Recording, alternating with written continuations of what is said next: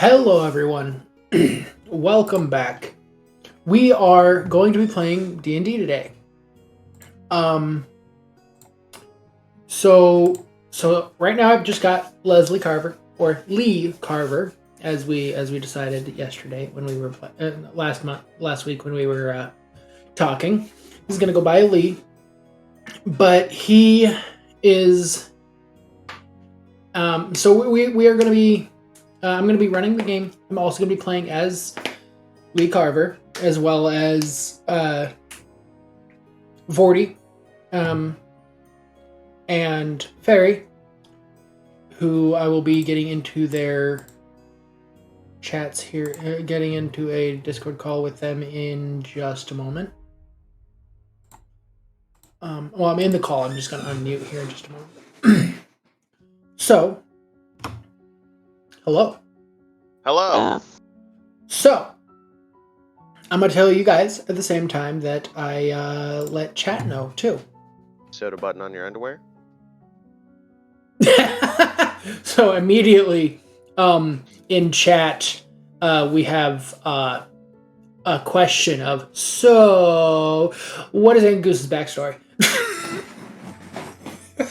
He's not going to let you off the hook for this. Yeah, he's been waiting all week for that. He's going right after. What's the backstory? Oop, let me turn you down. I don't know what happened to my parents because I'm an orphan. They could be dead, they could be alive. Okay, so it was, I don't know. You were just given to an orphanage as a child. Yep. She was too young to understand what her past was. Yep.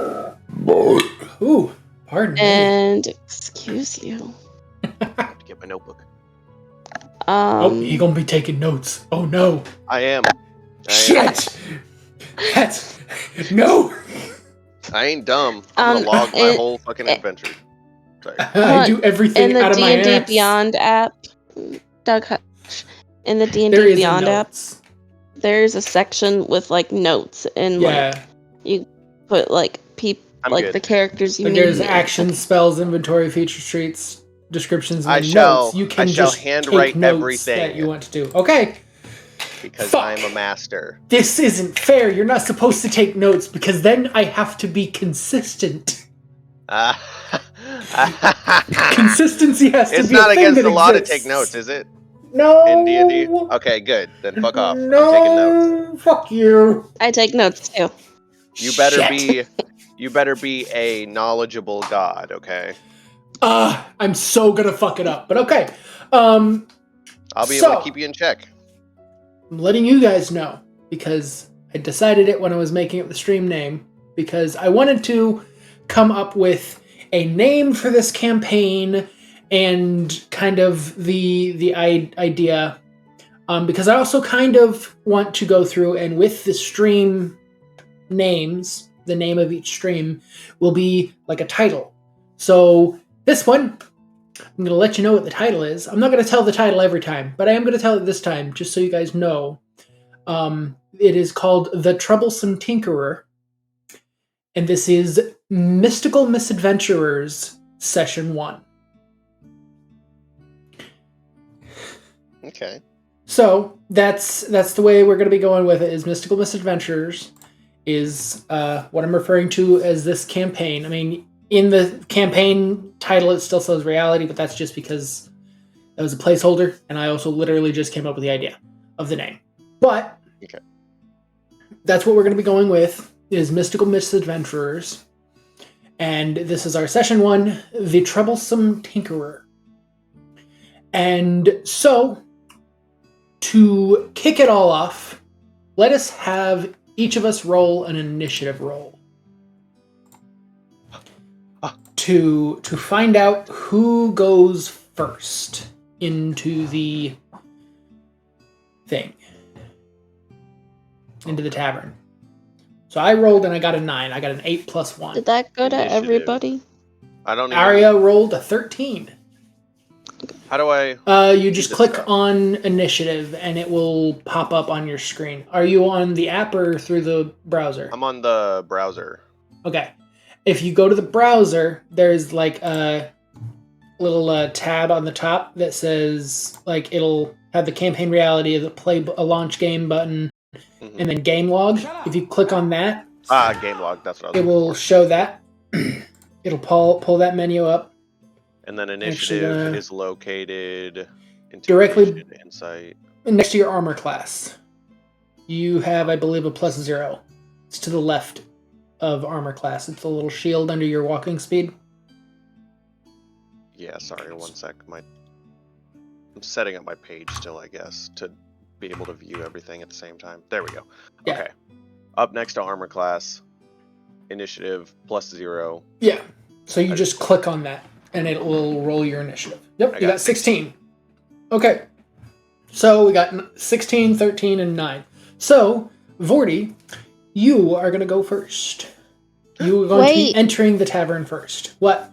What about the interesting facts? Oh, yes. Let's go around and give our interesting facts. I'm assuming Fairy has one since she brought it back up. I do not. Well, you done fucked up, so... We have to explain interesting facts again. I don't remember what this is for. We're going to give an interesting fact about our character to kind of help build our character as we go. Could be something about you and your past, could be a piece of personality, could just be your favorite color. Whatever you really want to do, just to kind of help flesh out the character as we go. Each session, we're going to give a new interesting fact that will help build our character over time. Give a little backstory and information about them. Go for it. Fire away. I'm schizophrenic. Fucking what? That's a hell of a drop. Well, if I'm a pit fiend and a paladin at the same time. I mean, yeah, that's fair. I'm schizophrenic. So Vord is a schizophrenic. I'm gonna have to learn how to be schizophrenic. Yeah. Well, you've said it, so it's canon now. Vord is a schizophrenic.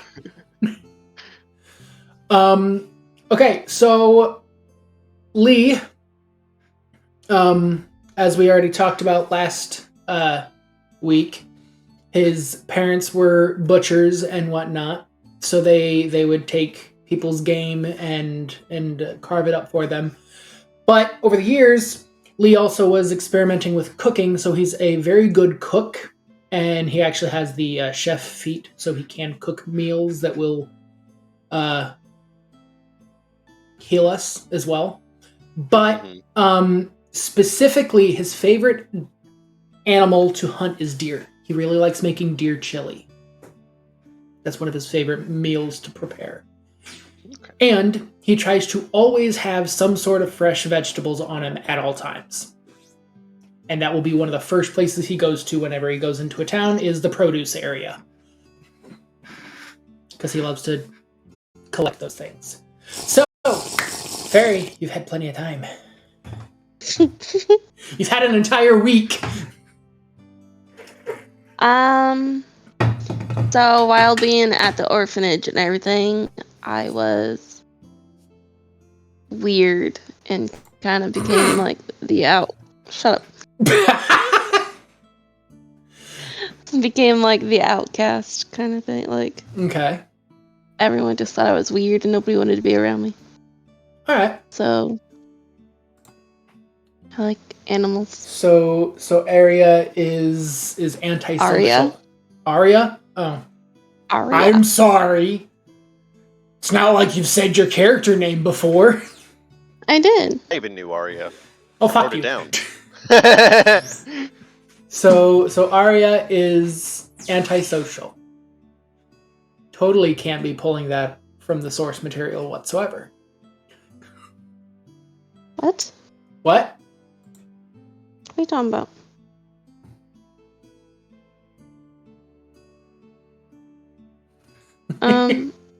Sorry, I don't know what you said. I said it couldn't be pulling from the source material.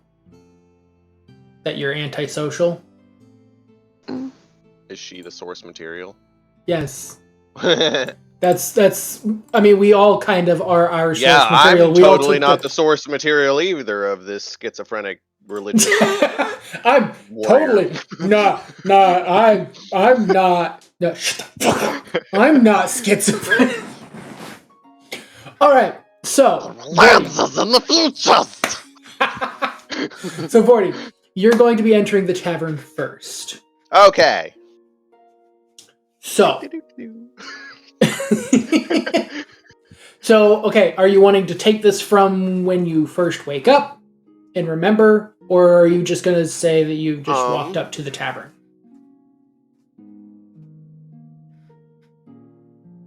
I'm going to say that I'm waking up outside of whatever town I'm in. Just outside of it. Like, if there was a wall, I'd be on the outside, leaning up against it, like all messed up, you know?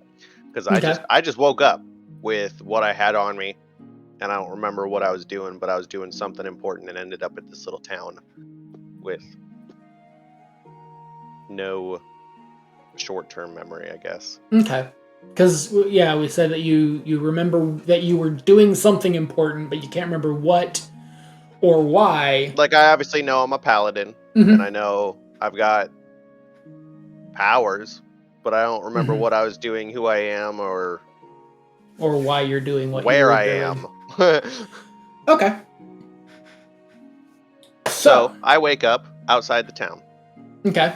Well, then you wake up and you're leaning up against a stone wall. It's like big, large kind of stones that have just been kind of placed into a wall that are around a turn in the road near a town. It kind of ends in the side of a building. When you stand up, you can see over the little wall. You can see into the town. It's getting to be about close to dusk. It's not quite sunset yet, but it's getting close to it. So like lights are starting to be turned on inside of little houses. The lanterns are being lit. And one of the closest buildings you see is the tavern. It's like your typical just kind of wooden base built tavern. Fairly medium size. I mean, it is a small town that you're outside of, but there is the tavern is one of the first buildings you see, and just past it, it kind of blends into the rest of the city after that. So, are you going to go into the tavern? Going to continue through the town, look around, or what? I shall continue forward straight to the tavern because that's where people commerce. Okay, so you go to enter the tavern. You open the doors, and inside there is a relatively decent kind of chattering between different people. There's a few open tables. There's some chairs open at the bar. You've got a mixture of different dwarves, elves, and humans around the area. You see a couple halflings mixed into the group. Are you going to sit at the bar, sit at just one of the tables? I'm going to take myself right to the bar. Right to the bar? Okay. So, you sit down at the bar, and the tavern owner is currently kind of busy dealing with cooking somebody's meal, and they kind of gesture to you as if they'll get to you here in just a second. With that, we're going to break over to Arya. Arya, how are you entering the tavern? Or how are you entering the town?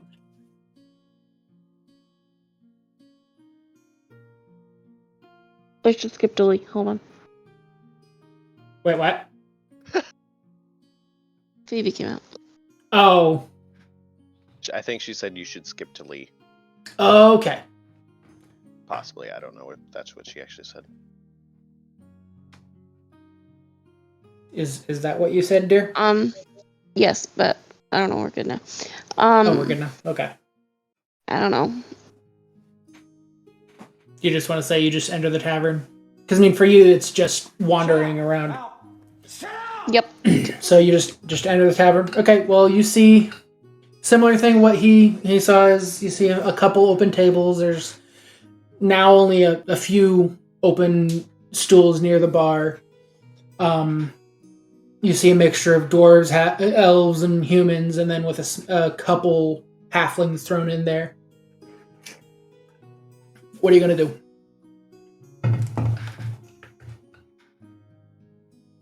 That depends. Do we have gold? Because we never figured that out. Oh, shoot, we did not. I am going to say take a D12. Roll a D12, and that's how much gold you have. We will add that much gold to your purse.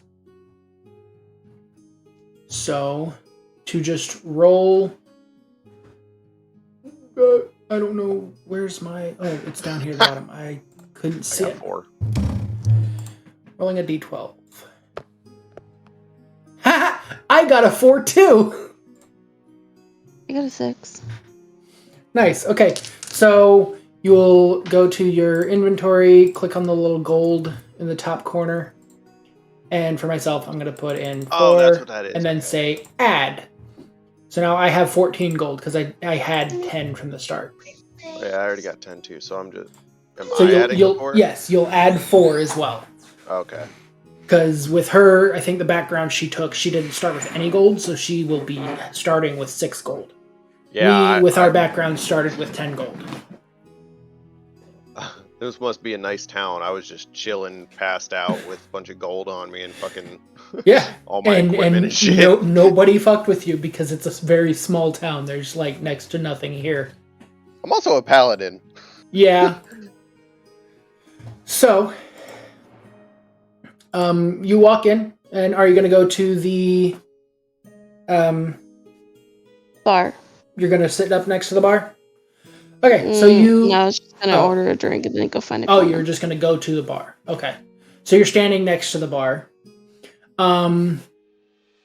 So, Vord sees as another human walks up to the bar, and Arya, as you walk up to the bar, the bartender kind of looks over. She kind of glances over her shoulder and just kind of huffs and looks like she's trying to get finished with the food she's making as quickly as possible now, noticing that there are now 2 people waiting at the bar. And you see she's kind of moving a bit more hurriedly and trying to prepare this food. She takes it, pours what she's got into a bowl, and she takes it over to someone that's sitting a couple seats down from Vord and sets down the bowl, says, "Here you go," and then looks at Vord and says, "All right, what do you want?"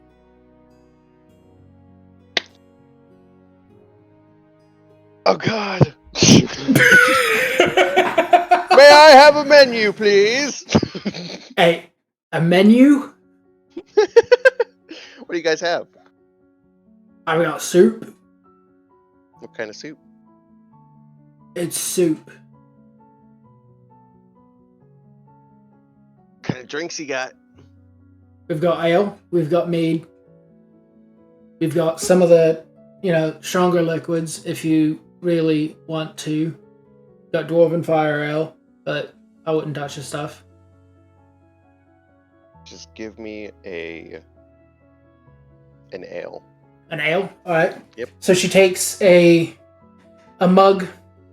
She kind of looks into it for a second, kind of runs her finger out and kind of smacks the bottom, gets some dust or detritus out of the bottom of the mug.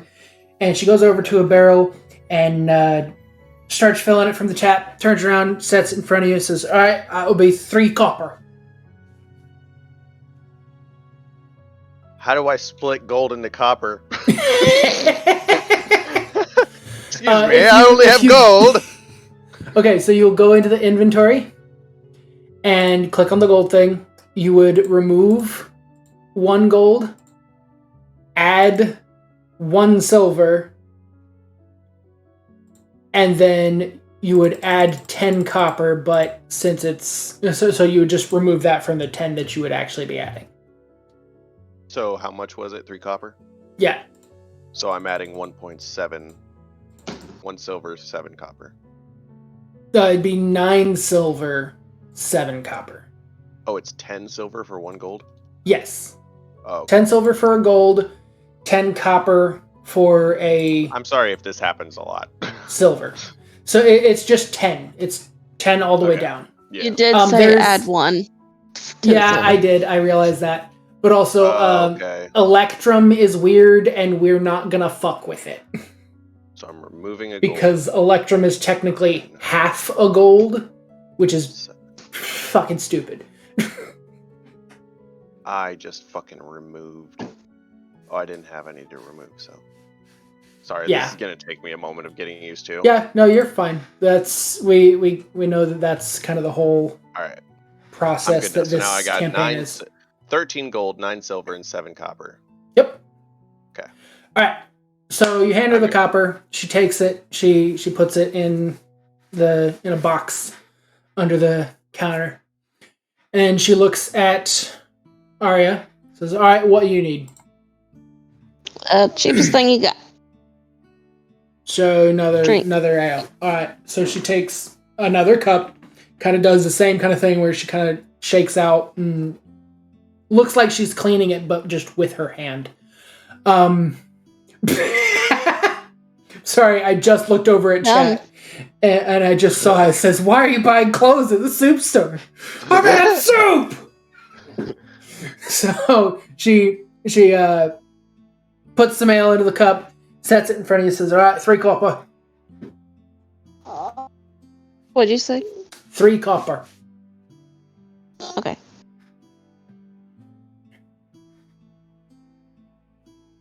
And so she takes the copper from you, and she goes about to tending to the soup that she's working on. And then Lee walks into the bar, into the tavern. And 3 men walk into a bar. No, Lee walks into the tavern and heads toward and sits to the side of Arya, and he sits down on the stool. Arya, you said you were going to get a drink and then look for somewhere to sit. Are you going to sit at the bar, or are you going to sit somewhere else?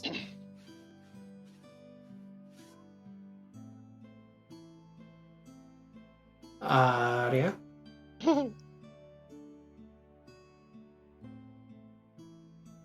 I'm muted. Is there a table in the corner open? No. But then I guess I just sit. Can I hide somewhere? No. Okay. That was definitely the energy right there. But okay, so you sit up at the bar, and then Lee sits down next to you. Kind of gives you a little wave at you. Do you wave back?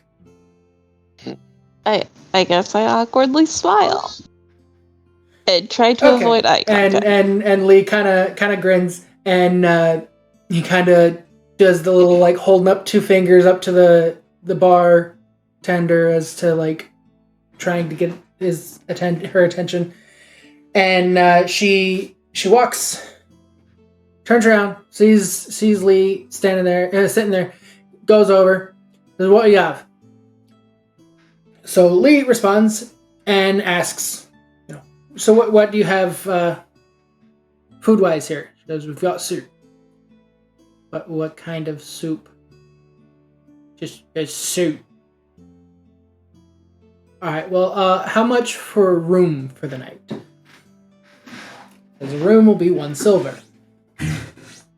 So, then I'll take a room then, just for the night. So I remove a... Nope, that was meant to be remove, not add. I'm giving myself silver. No. So I purchase a room for the night with a silver, and then as Lee goes to stand up and walk toward the room after we exchange key for the silver, I start to walk toward the room. As that happens, the front door of the tavern bursts open, and through it comes a small child halfling, so like looks like a toddler, but is a small child. You know this because you grew up in the world, but like think really short. And she opens the door and immediately screams, "Aaron's hounds are out again! Aaron's hounds are out again!" And as she says that, the entire tavern seems to become panicked and terrified. So what do you guys want to do?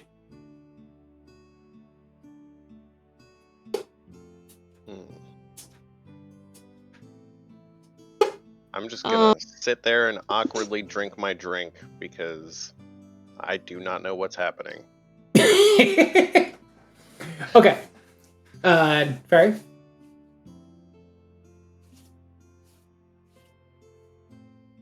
Hello? I say whoever...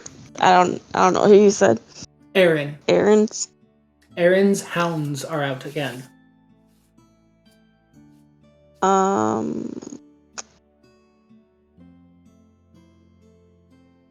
don't know. I guess I just kind of sit there, intrigued by hounds. Okay, so you're thinking puppies? Yes. So Vord is just like, I'm just gonna. That's kind of what I thought too when I just am sitting there waiting. She's just like, I'm not gonna look, and then Arya's like, puppies. When Lee hears that, he will like the screaming child looks like that she's terrified. So Lee will stand up and head for the door and ask, are they outside, or? And she just points and screams as she stares out outside the door. Would you guys like to do a perception check? Yes.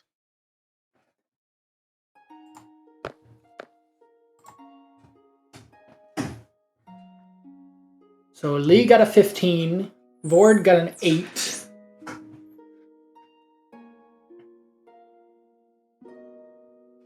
Arya? Okay. 21. 21. So what puppies do I see? It didn't show up in the roll. Yeah. The fuck? Did you roll to yourself? I don't know. Okay, so with your 21, But my other... Oh, how do I tell? It'll say to self or whatnot when you look at it. Like at the top, it'll say send to default is everyone or self. Yeah. Default is everyone. Top of the game log.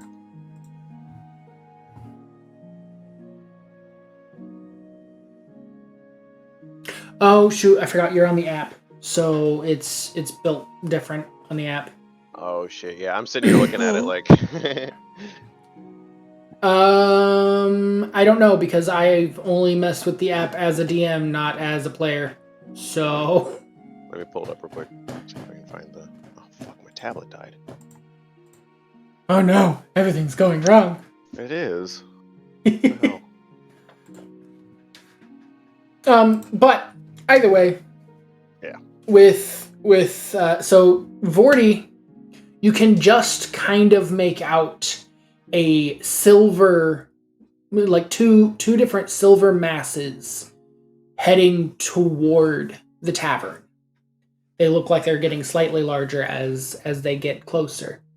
As things tend to do.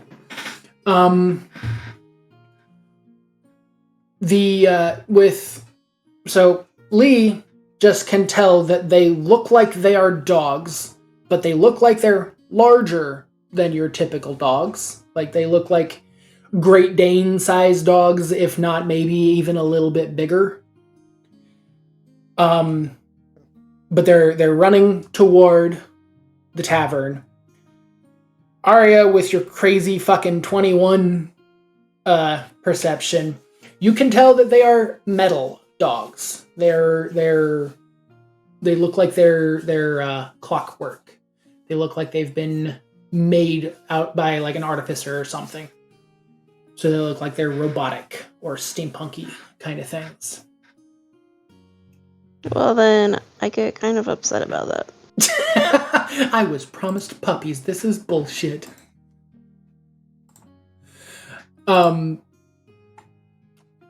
So I'm gonna stand up and move towards the door. And move towards the door? Stand in the doorway. Okay, so you're gonna be standing next to Lee. Are you gonna stand in front of or behind the little girl? In front. In front of, so you're gonna walk to the door and get in between her and the dogs? Yeah. Okay. And Fairy.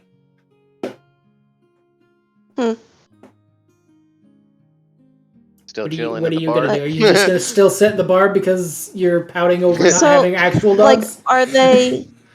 Oh, hold on. Are they, like, running up to, like, attack? Like, is that what it's looking like?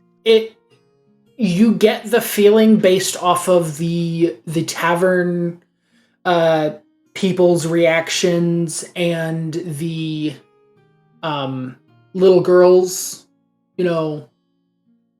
body language, that they've encountered this before and they are genuinely terrified. So this is a threat. This is very clearly something dangerous. And they are scared. They don't seem to be ones who are going to take care of the problem themselves. And you can tell that these things are not natural, so that would...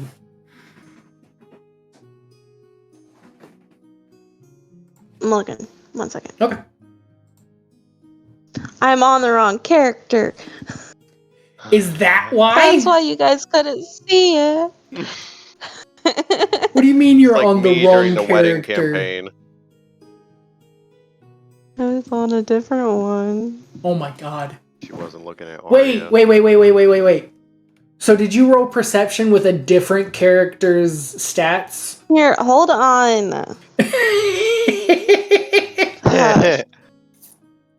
15. Okay, 15. So you still see the mechanical dogs running at you. You can tell that they're not a normal dog. So, what are you going to be doing? Oh, hold on, now I gotta relook for it. Relook for what? Trying to play. I don't know. I don't know. Yeah, hold on. Just give me a second.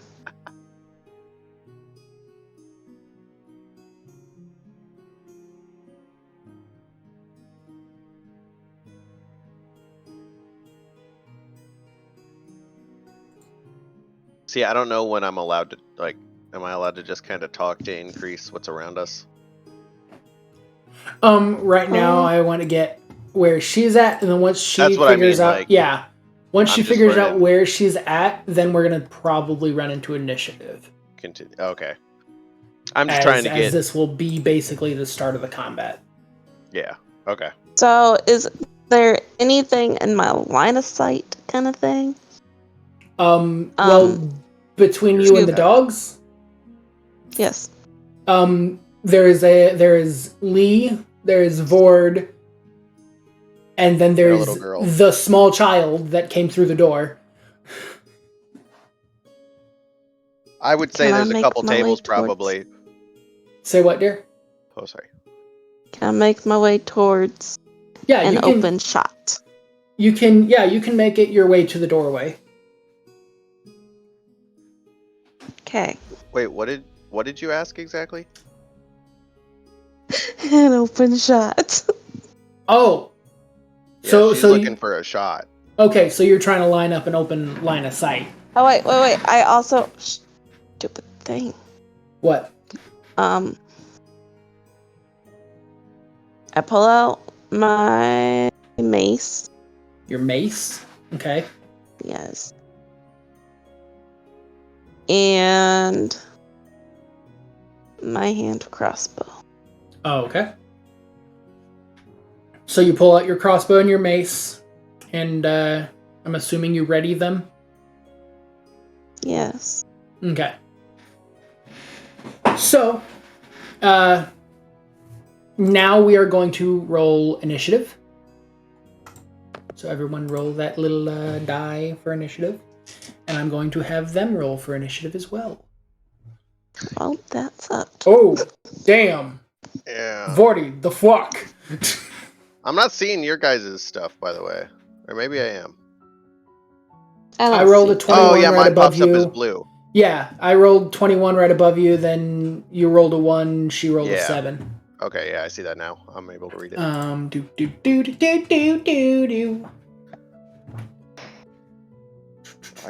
they get anything toward initiative? They would get a +2 to initiative, and that's it. Okay. Okay. Okay. So, I'm going to get first go, because, 21. So they are roughly, I would say, 20 feet away from us currently, where we're at. So, okay, what about this one? Shut up, Ralph! Shut up! Okay. I'm going to run forward and yeah, fun. I'm gonna run at the wolves, and I'm going to cast Thunderclap. Wait, are these constructs? Yes. Why do you seem to question that? I'm curious as to why you're asking. Because I get to roll with advantage. Did I fucking accidentally just pull out your fucking favorite enemy? You got 16. This is fucking bullshit. Okay, say what? 16. Wait. Hang on.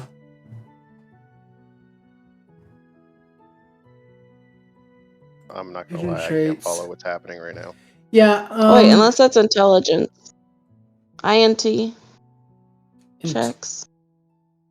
Yeah, no, it's intelligence checks. Yeah, no. Oh, okay. Ignore me then. Yes. She was thinking that she got advantage on initiative checks. It is intelligence checks to recall information about them. So if you wanted to, you could make an intelligence check. So I would probably do you just do an investigation check on them to kind of figure out what's going on with them or what their, issue is. Either that or an arcana. But as it is right now, it's not going to help anything as far as like what you're doing against them. The wolf blocks the attack. Blocks the attack. All right, so I'm going to cast Thunderclap, which means that I am just going to make my move action toward him to kind of close the gap. I'm going to come right up and just make a loud, like Hulk clap. And casting action one. And it's somatic, so there's no verbal or any other material So you have to be able. So if I'm thinking of this right, you said they were 20 feet away, so you have to move 15 feet ahead, right? Yeah, I moved 15 feet forward and then clapped. I create something. Sorry, what? I'm just trying to understand. So when you move, how do you? You can move up to your move speed in a turn. So you can move up to 30 feet. Real fast. Yeah, it's directly above your armor class. It says your walking speed. You can move up to your movement speed per turn, and then take an action. And that's not something that like I have to roll and then I can only move like. Yeah. Okay. Nope. You just can roll move. Doesn't determine. Yeah. No. You just move that distance, and then you can take an action, which could be the dash action, which would then mean you can move your movement speed again. So, like, if you move 30 feet and you say, okay, I'm going to take the dash action, you can then move 60 feet in that one turn if you wanted to. You can move up to 60 feet. You don't have to move the full 60 feet, but that would also still be your action. So, when I do this, everyone within 100 feet... wait, no. The thunderous... Okay, you create a burst of thunderous sound that can be heard up to 100 feet away. Each creature within range other than you must succeed on a Constitution saving throw or take 1d6 thunder damage. So that means but the range is 5 feet. So you guys can hear the clap, but it's not going to damage you. Unless we're within 5 feet. Yeah, the range is 5 feet. So I run up between the two and I do the thunder clap, and they take 1d6 thunder damage if they don't save on the con. So they must succeed on a con throw. Although, if they do succeed, they take no damage at all. So 5 plus 2, that's 7. So that one doesn't. And fuck, that one got a 20. So one saves, the other one didn't. And so for the one, we're going to roll for the damage. And he takes 4 damage. Let me pull up my notes.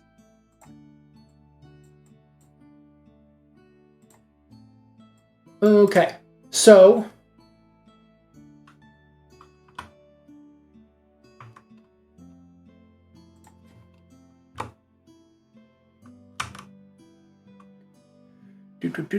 Alright, so then next will be one of the hounds. So he will... the one that I just damaged is going to be the one going, and he is going to make a bite attack against me. Shut up! Well, shut up! Yep, I think that breaks my armor class. Fuck. And it is...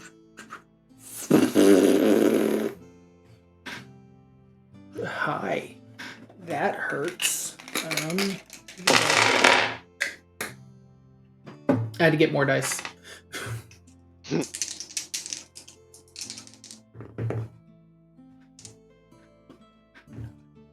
Oof. So 11 damage.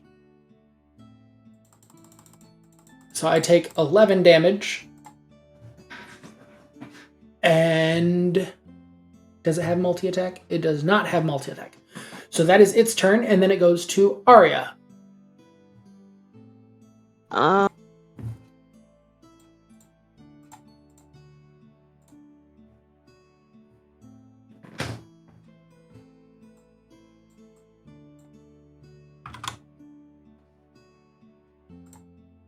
Hello? I'm looking for okay. It sounded like it cut information. out. Say what? The crossbow information. Oh, okay. How many hit points? Am I allowed to ask how many hit points you guys have? Or is that unknown to me? You can know how many hit points total we have.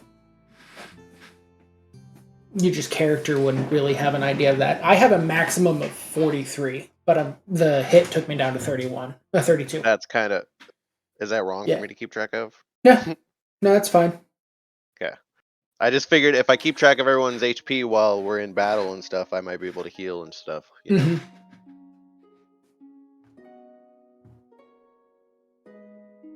know? If you...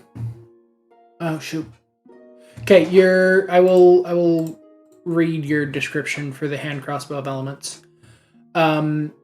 hand crossbow doesn't require ammunition. However, it only has 20 charges. It regains 1d12 charges each dawn. You can expend a charge to send a magical bolt of energy at a creature using your usual to hit with a similar weapon. The bolt does 1d6 of your choice of damage, either cold, fire, shock, acid, or poison, as well as 1d6 piercing. Okay. So, I'm gonna go up to it. And we're gonna hit it with my mace. Gonna hit it with a mace? Okay. Yes. And you swing an 18. That hits. Which one are you attacking? The one that bit me? The one that bit you. Okay. So you deal 6 damage? Okay. Yep. 2. And then... To the one that hit me. The one that... Yeah. I'm gonna shoot a crossbow bolt. At the same one? At the acid. Yep. At the same one? Okay. So, go for your to hit. Oh. That does not hit. So, you roll up and you just smash it with your mace, and then you go to flourish for that second hit with the bow, and it kind of wriggles as it's biting me, just right to where the bolt of energy whizzes past its ear.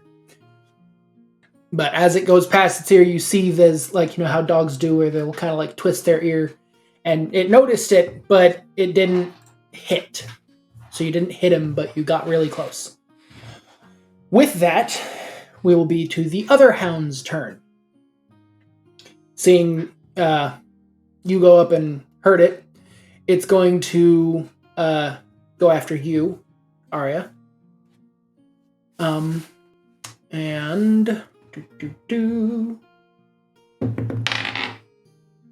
Oh! It crit failed. So, I'm going to say you're close enough that it went to attack for you.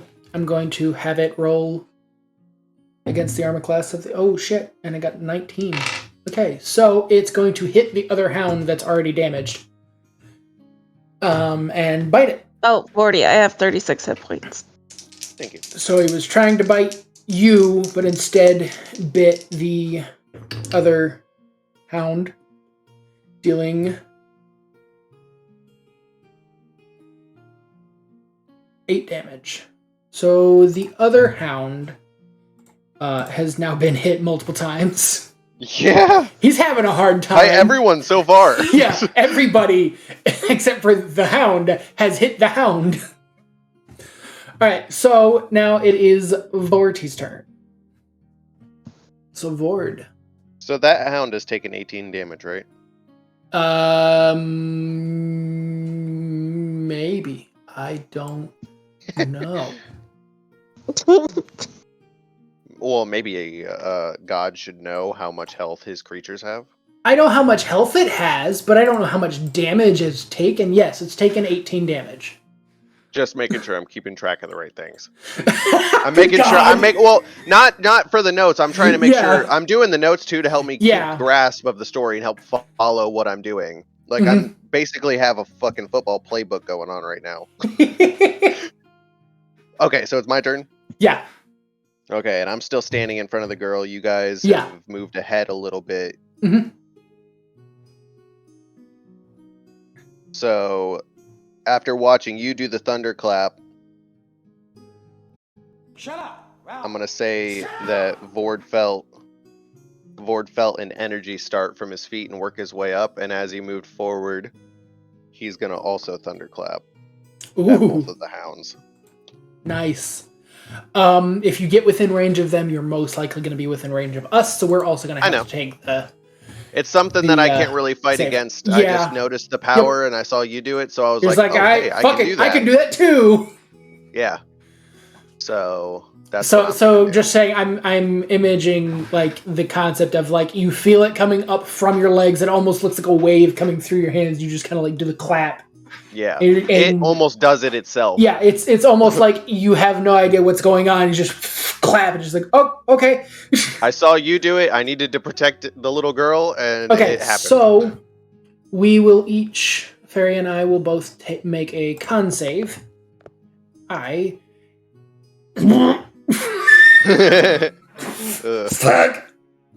So I fail. The saving throws. Yeah, yeah. Mm-hmm. Oh god. And what is your spell save DC? Oh wait, no, it's just a base, isn't it? Who you ask? 13. Yeah, yours says 13. I'm gonna look at what mine says. Oh, mine is 12. Yeah, yours is a con 13, so your spell save is 13. So you have to roll 13 in order. Yeah, so we would have to roll a 13 to not be affected, and god dang, that poor fucking hound. We both failed. The one that hasn't been damaged yet didn't, and the one that has been damaged did. So I hit the one that's already been damaged? Yes. So damn, that other hound's just armored to the gills. He's just fucking just like, yeah, no, fuck this shit. Fucking so you will roll the thunder damage. So you just click on the thunderclap. The 1d6. Okay. Yeah. And that will give us 1 damage. Fuck. So we all take 1 damage. Well, I mean, that helps you guys, but... Yeah, at least we didn't get damaged a lot, but also that didn't do much to the hound. So the hound takes 1 damage? Yep. I almost just told you what his total hit points were. So yeah, so now he's at... now. Fuck! Just got a fucking flick in my bet. That's cute. So... Now we go back to the beginning of the initiative order. I am going to pull out my longsword. Hello there. And with 2 hands, swing the bitch at the one who's already been damaged, seeing how he fucking bit my arm. And that will be the armor class. And swinging it with 2 hands lets me roll 1d10 plus 5. 14. Nice. So we take 14 out of that health. He is nearly bloodied. Oh, shoot. I forgot. Stop that. Oh, well. At the beginning of next round, I will... No, as a bonus action... I'm gonna start to rage. I really should have done that before attacking, but oh well. And then it will be this poor hound's fucking turn. And he's going to attack. Again, he's gonna attack me. Because he's already gotten a taste. And that beats my armor class. Fuck me.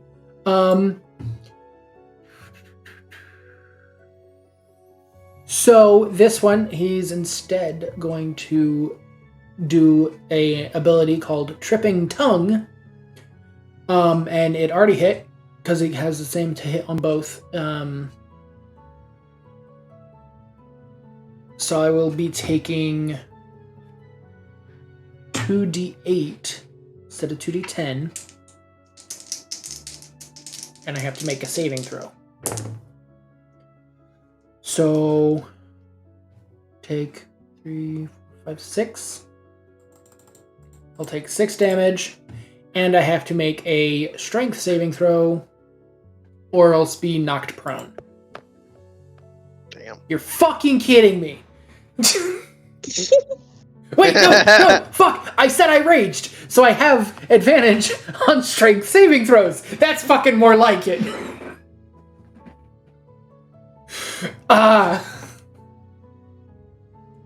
Okay, so I didn't fall prone. That's some bullshit.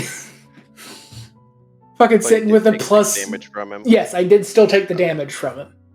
But if I failed it, I would have been knocked on the ground. Yeah. And then so that's now a whole it action is, to get back yeah, up and everything, right? it's a move action to stand back up. That's what I mean, yeah. But if I don't do that, I'm also doing everything at disadvantage, and everything that attacks me has advantage. Little technical question then. If you were knocked prone and then you wanted to get back up, that takes your move action, so you wouldn't be able to move the 30 feet after getting up? Yeah, you wouldn't be able to move the 30 feet. Yeah, you can stand up and dash, but yeah. See, I'm just trying to understand that little stuff too, but that's awesome. Okay, yeah. I get that then. All right. Oh, I have to dab. There, I dabbed. Happy? Fucking hell. I need to get that fucking stream thing back up. So now it's back to Arya's turn. Are you gonna try to wombo combo again? Yeah. Are you gonna hit the same one? Maybe. Yeah. Your mace did not hit. Is that a 20? That is a 20. A crit. What do I do? So we run crunchy crits. Really so the fact that you're using the arrow, the crossbow as well, you take your when you roll. Yes, with acid.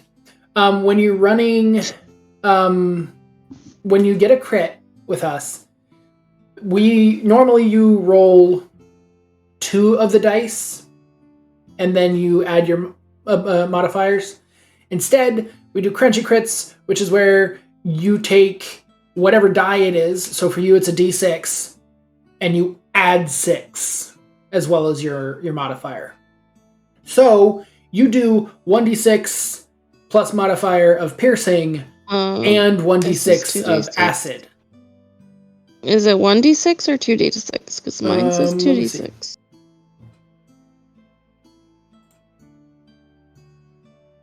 Where? On my damage.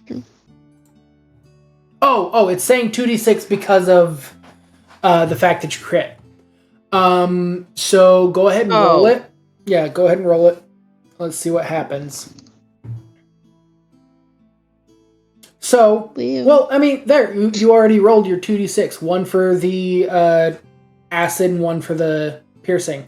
So you then add 12 to that. Just because that's just how we're going to do it.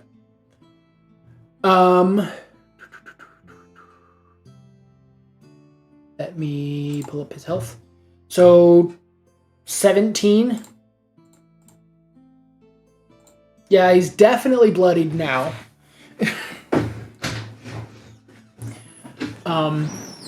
So you swing the axe, the mace. You swing your mace, and you miss it. But then you fire your hand crossbow, and you just nail him right on the eye. So like you just get him right into the eye, and you see that he winces and like pulls away real hard. And then it will be the undamaged Hound's turn. So we're gonna roll for him to. He got a fucking 2. So she did 17 damage. How do you? Because she crit. How do you what? Where are you getting the 17? That's what I'm not. She got 5, and then the way that I do crits is that you get a crunchy crit, which she was doing a D6 for acid and then a D6 for piercing, which is what I'm counting the 2 D6s that she rolled there, because it automatically gives you 2 D6. Like if you were to do something that doesn't have what she had, just in the scenario she had there, it just works out that roll works. I would just take whatever shows up first. So like in this case, if it wasn't with the acid damage, if she was just using a normal crossbow and it said, oh, well, you're going to roll 2d6 because you crit, I would be taking the 1 plus a 6. So we'd be ignoring the 3. Okay. So you get 1 plus 6 because instead of rolling, because like in the scenario right there, she did 5 damage. She can do more than that on a normal roll, but she got a crit success. So instead of just taking the 1 plus a 3, it would be a 1 plus a 6, so that no matter what, if you roll a crit, you're going to do more damage than you could have without a crit. Yeah. So that's where we do crunchy crits, just because it makes crits kind of feel more impactful. Yeah. They don't get kind of watered down by, in this case, rolling a 1 when you go to roll your damage. All right. So, the wolf went to bite and missed Arya. So the undamaged one misses. So he's really good at not taking damage, but he's really bad at actually hitting people for some fucking reason. Yeah, he is. Because he rolled a fucking 2. And last time he rolled a 1. So he goes to bite down at Arya, and it was while she was swinging, so she kind of, in the movement of moving out of the way while swinging and missing, he misses his bite at her. So now it is back to Vord. Hey! So, I realize now that it's already equipped, but I'm going to pull out Faith and Honor, which is my longsword and shield. Nice. And... fucking nerd. Fuck you. We're playing D&D, dumbass. Fucking wow. And I'm going to attack the undamaged hound. Okay. I guess I just... Yeah, you will click on the +5 I don't for your see longsword. any... I don't know if this is like something I'd have to learn, but like, is there a way I could shield bash and try and knock it out for a turn? I don't. Or is that something no, I think that would like a skill? I think that would be a feat that you have to get. That makes sense. A feat, Yeah. not like it. Okay, that's fine. So I'll just attack him for now. I won't get all complicated. So I'll lunge at the undamaged hound and slice. Okay. Hard as I can. Slice and dice. Oh, so I have to roll a damage. Yeah, you would roll to hit. It'd be the hit /DC. Next to your longsword. Hit /DC. It'll be plus. I'm looking at yours. It says +5. So it says longsword, 5 foot reach. In my inventory or in my actions? On your actions. Oh, I'm in my actions. Yeah. Sorry. Okay, so I'm hitting the +5. Yep. You just click the +5, and then you're holding a sword and a shield, so you're doing it with one hand. So it's going to be the 1d8. Oh, okay. Yeah. So the 1d10 is if you're holding it with 2 hands versus you're holding sword and shield. Okay. So you get the armor bonus of the shield and the sword. Yeah. One-handed versus two-handed because it's versatile. Yeah. Okay, so I'm rerolling that. Oh, fucking bitch. Well, you do 4 damage. Damn it. The first one was nice. That's exactly the same amount of damage the other hound took first. Bullshit.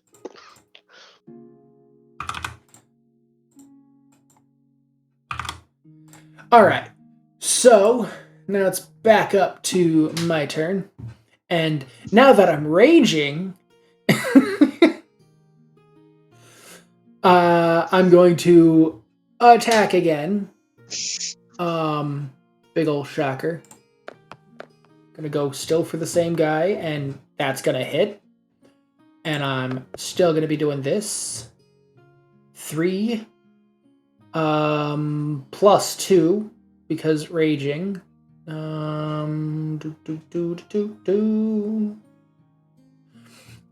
So I would be doing 10 points of damage to him. And that puts him in a very precarious position. And it's his turn now. So he's going to attempt... You're still attacking the damaged? The original? Yeah. And so the damaged one is going to... The badly beaten one is going to attempt to do his tripping tongue on Arya. Rude. What? Oh, he hit you. So I need you to make a strength saving throw.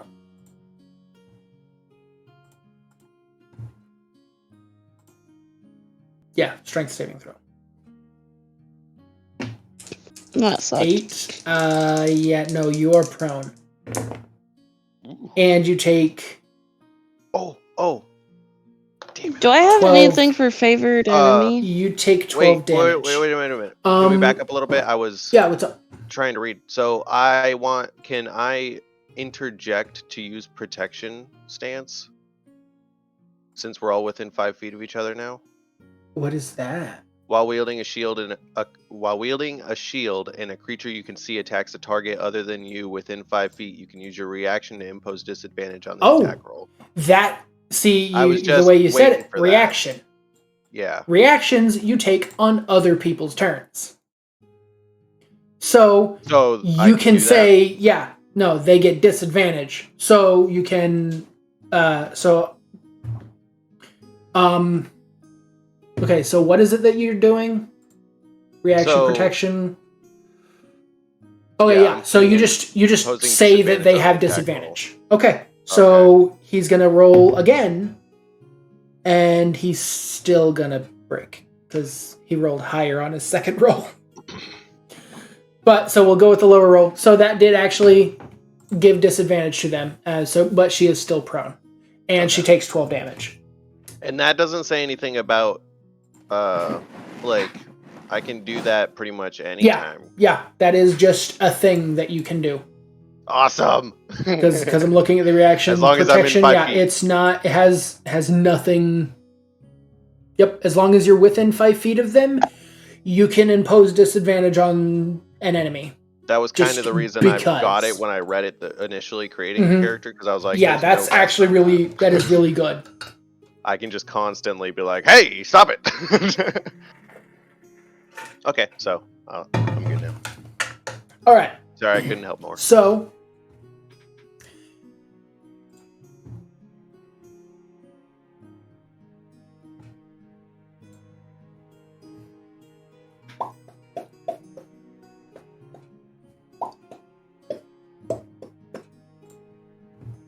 are you going for hit? Let me check the thing. It says no.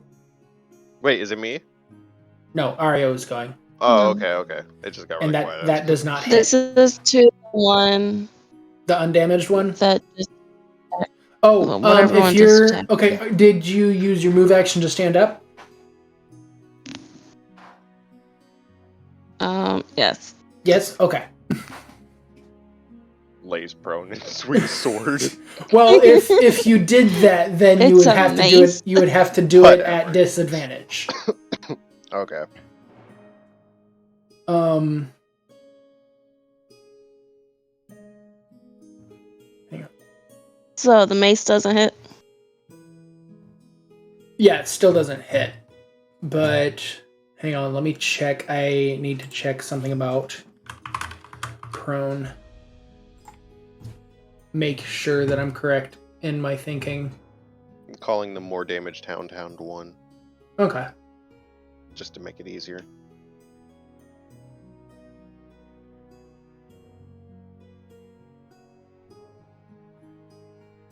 Okay. I just wanted to make sure that in the act of standing up, you didn't activate a attacker opportunity.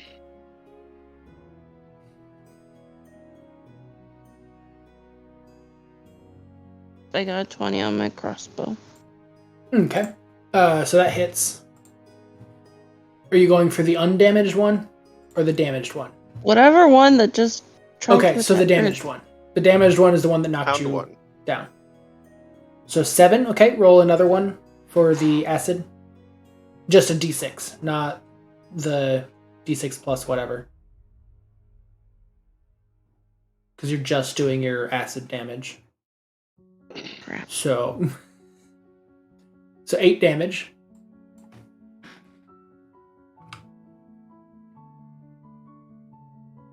Okay, so now it is Be right back. Okay, it is the undamaged or the lesser damage. So wolf number two, hound number 2 is going to attack and probably miss because he's been missing every other time he's attacked. He's gonna go for a tripping tongue on Lee. Nope. He's not gonna. What? Did you switch your screen back? Me? What do you mean? Yes. Your I don't know if it's lagging. It says be right back. It what just did the that. heck? Okay. Oh, I know why. Because Keybind. I hit. Yeah, I hit a key. I wasn't supposed to. You should do that. No, really. So, yeah, he's not going to do anything. He's really not having good luck in actually hitting anything. He missed again, basically? He missed again. He tried to use his tongue to trip somebody, and tried to trip Lee and failed. So, Vord, it is your turn again. Okay. I'm going...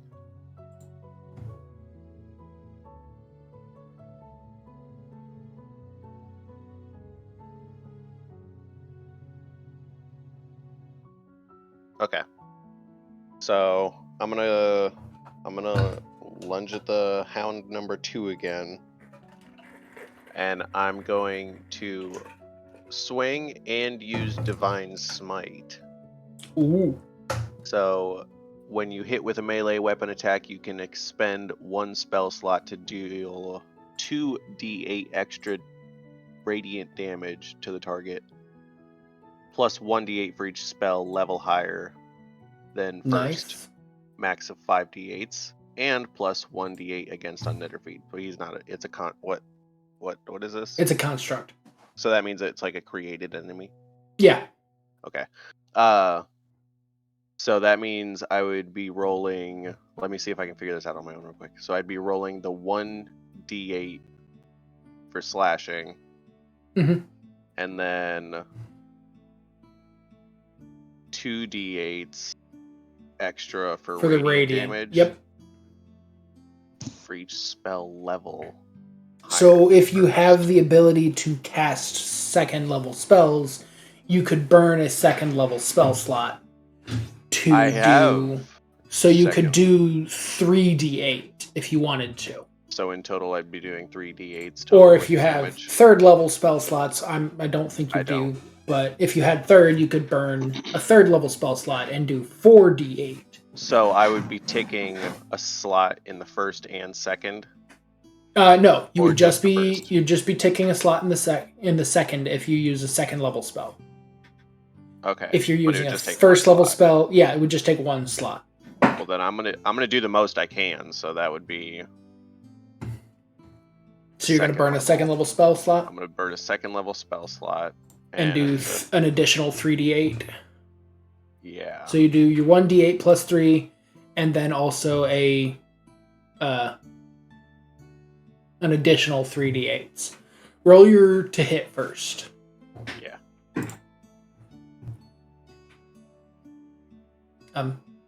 That's your damage. Oh, damn it. But, yeah, sorry. You're fine. That hits anyway. So you did 5 damage. Now roll your additional 3d8. Which is nice. Hitting the damage button 3 times. No. You would roll. You would just go. Yeah, go to the bottom left and just click the d8 3 times. 3 times. Okay. So 5. So 19 damage done in that 1 round. Okay. which is decent amount. So it is now Lee's turn. Yeah. Just one more question. Since I used that second spell slot, that comes back after a long rest? Yes. When you long rest, that will come back. Okay. So it is now Lee's turn. Lee's just gonna keep. It's been working for him, so he's just gonna keep fuck. I had to say something about it working for me, didn't I? So I fucking crit failed. So, in the act of trying to swing again, I step on the tongue of the previous one that was trying to do the tripping tongue, and I trip on it anyway. And now I'm prone. Because fuck my life. So, I'm on the ground. And it's his fucking turn. And I'm right in front of him. On the fucking ground. I fucking quit. Okay. So, and this one's the one that's actually been hitting. Yeah. Son of a bitch. He fucking gets a 19. Which, that's gonna hit. Doesn't he roll with advantage since you're prone? Shut the fuck up. There's only one thing that can be better than the roll he just did. And you fucking kidding me.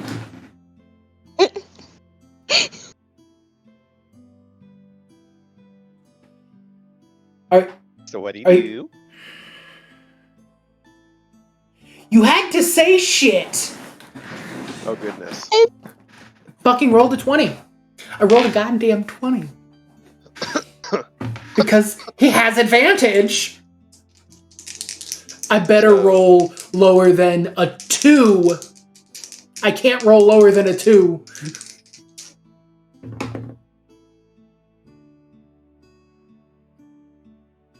I rolled exactly a 2.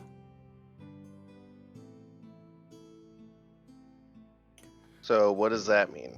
You got a 19 and Since a 2. Okay, so I rolled a 19 to attack. She then brought up the fact that he gets advantage to hit because I'm prone.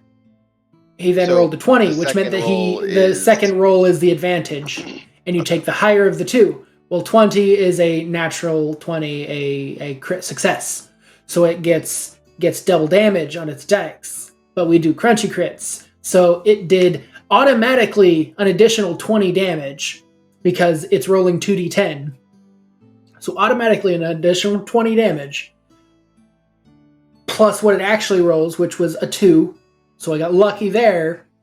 But it also gets a +3 to its damage when it attacks. So that's 25, which just so happens to be exactly how much health I have left. No, you have 26. Why? You said you had 43, you got hit for 11, down to 32, then you got hit for 6, down to 26. You got hit for 25. You have 1 hit point. Okay, so I've got 1 hit point. You're also raging. Yeah. I'm also raging, but that doesn't help me any in this scenario. Oh wait, dude, no! Hang on! It does! Shit! I forgot! Raging, I get resistance to damage. So I didn't take 25 damage there. I took 13. So I gain 12. No.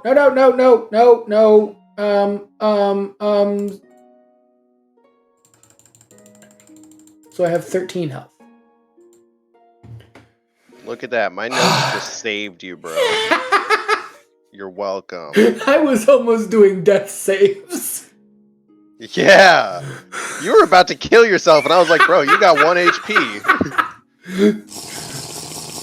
But then also the fact that, I'm raging. I take half damage. Yeah. Because it's specifically piercing damage. And I have... If I'm raging, I have... Hello? Okay, if I'm raging, I have... Why are you not scrolling? I get... resistance to bludgeoning, piercing, slashing damage. So, since it's piercing damage, I then take half damage.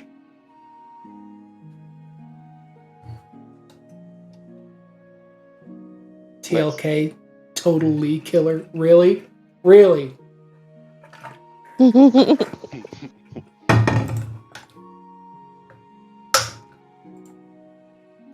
So where's it for at some now? reason it's not letting me scroll. We are now... Yep. We're now at Fairy's turn. Oh my god, I'm gonna get rid of the stupid mace. So you swing the mace. And that hits. So what are you hitting? The damaged one? Yes. Okay. Oh crap. Go like the first one. So the first one you're damaging him for 7 and it goes down. Oh.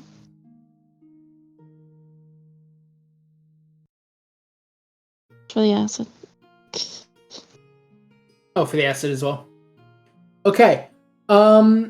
Everyone within 5 feet of it, that's everyone, needs to make a DC 12 dexterity saving throw. I have disadvantage. Wait, What? I don't know what just happened. I was trying to follow that. I had to refresh my log. She shot at it, hit it, and did enough damage to kill it. Now everyone has to make a dexterity saving throw. She do? She It's did gonna go boom. 7 and 1, but it only had 3 damage left. I'm gonna go boom. Good. Good to know. Thank you. So you Wait, the shield. What? Disadvantage. Me? Maybe. My shield? Will it save us at all? No. It's not. This is a saving throw. So you have to make a dexterity saving throw.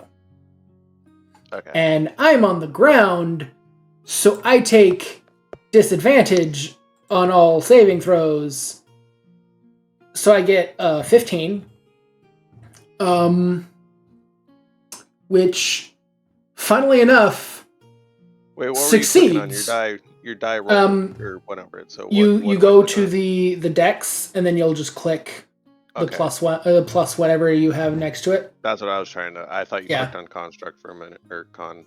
Yeah, no. So you also got an 8. So you both got 8s. Oh shit! Still taking half as much damage, even if you succeed. So you will be taking 2d6 fire damage on a failed save. Oh wait, I also need to make sure he makes the dexterity saving throw, and he does.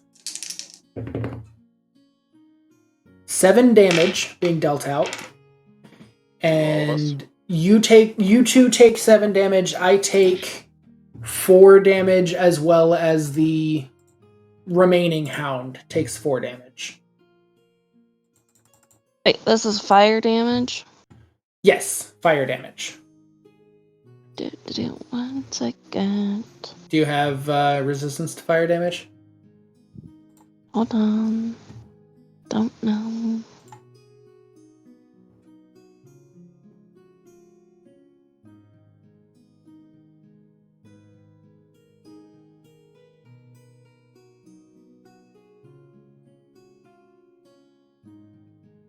If you did, it should be in your defenses where it says resistances, immunities, and whatnot.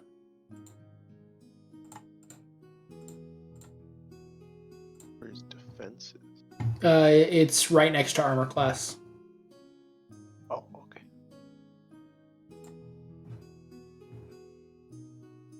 Oh, I don't have any. Yeah, this early on, you're not going to have any that are constant. Oh, you can set yourself to prone. Wait, conditions? Oh, I can set myself to prone.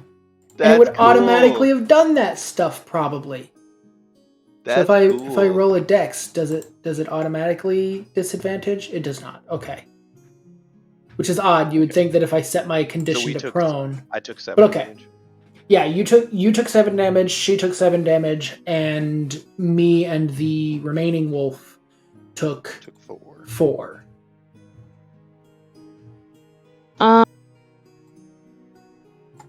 What? I have the absorb elements.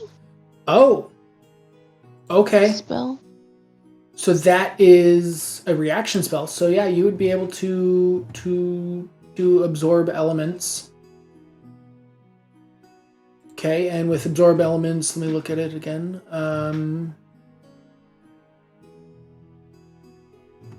You capture some of the incoming energy, lessening its effects on you and storing it for your next melee attack. You have resistance to the triggering damage type until the start of your next turn. Also, the first time you hit with a melee attack on your next turn, the target takes an extra 1d6 damage of the triggering type and the spell ends. Okay, cool. So you take half if you want to cast this spell. Nice. So also 4. So yeah, so you would be only taking 4 as well. And then you can add an additional d6 of fire damage to the next turn. Okay. But it has to be a melee. So if you land a hit with your mace, then you can add an extra d6 of damage. Shut up. Hey, I killed the other one, so. Yeah, and then it blew up in your face. 71 health. Alright. What a bitch. So, now it is the other one's turn. And he is going to inevitably attack and miss somebody, probably. He's obviously going to go for me because I'm still prone on the ground, so I'm an easy target. And now you want to fucking hit. Oh, shit. Disadvantage. I'm nearby. Advantage. It has advantage, so you just cancel each other out. Which is actually a good point to bring up. With this, I'm also going to explain another house rule that I like to run, and that is stacking advantages. So in a scenario where I would be given advantage or disadvantage right now, outside of the fact that I am prone, so if something else were to, for some reason, give me disadvantage, I would get double disadvantage. So I'd have to roll 3 dice and take the worst out of the 3.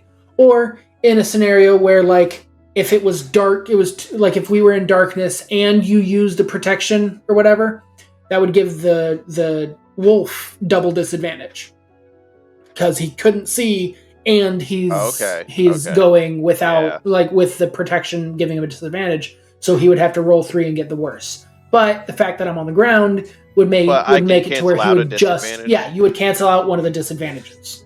Okay. So then he would only be at disadvantage normally rather than having a disadvantage from that scenario. So, but with you doing that, you're canceling out the disadvantage.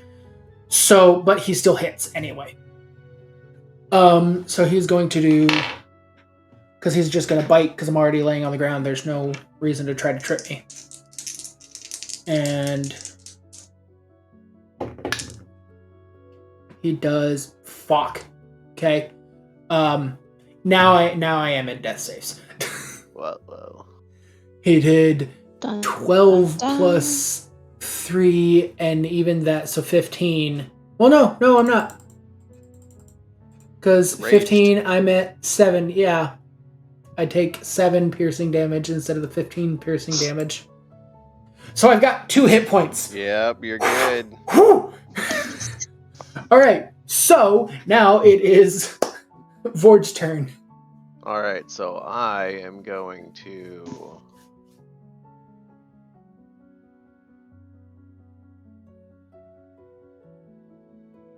You have a pool of healing power that can restore 10 HP per long rest. As an action, you can touch a creature to restore any number of HP remaining in the pool, or 5 HP to either cure a disease or neutralize a poison affecting the creature. Okay. Can I use my lay on hands on you? Yeah. If that's what you choose to do. And then I've got 10 points here, so... You could spend all of them right now, or you can save some for later if you want to. You can do any number. Like, you can choose how many points you want to spend. Okay. Well, then I'll use 5 on you. 5 of them? Okay, so I'll go up to 7. Alright. So I'm back up to 7 health. So you reach down, your hand kind of glows as you place it over one of my wounds, and it just seems to close and stop bleeding. Nice. And is that my whole... That is your action. If you want to move, you can move, but we're kind of all here. Well, then I'm gonna heal you, Mm-hmm. and then step between you and the one that keeps attacking you. Okay. I am going to stand up and not be laying on the ground anymore. And...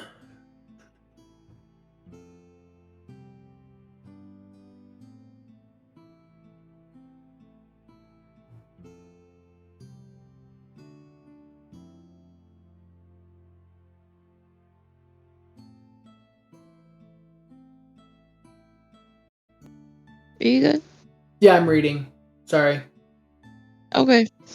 Kind of looked like you froze. Okay, I am going to cast Produce Flame, which makes a fireball essentially in my hand, and I'm going to chuck it at the wolf and fucking miss. Hound 1 or... Oh, yeah, it's the only one. Hound 1's down, so Hound 2 is the only one left.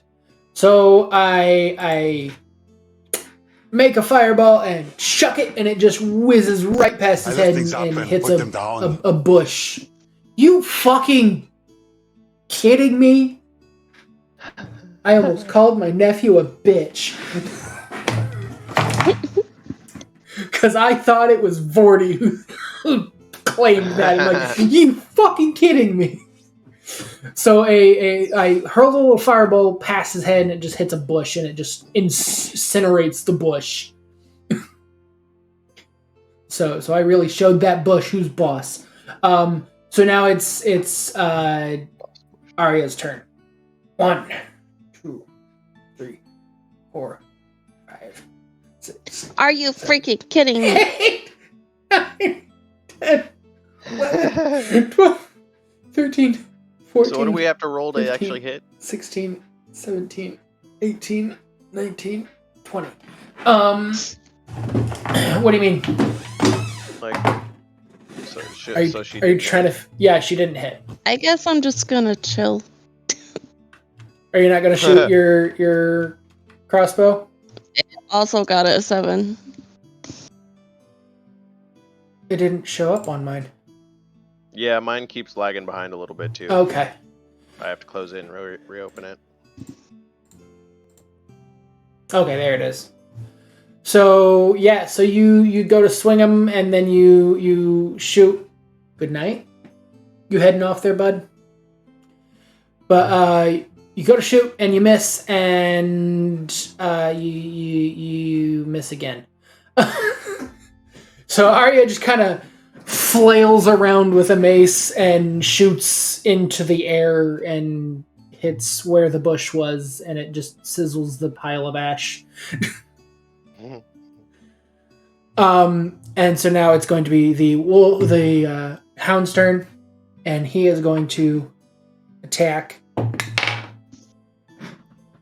Fucking kidding me. Although you can give him disadvantage, so we're gonna roll another one.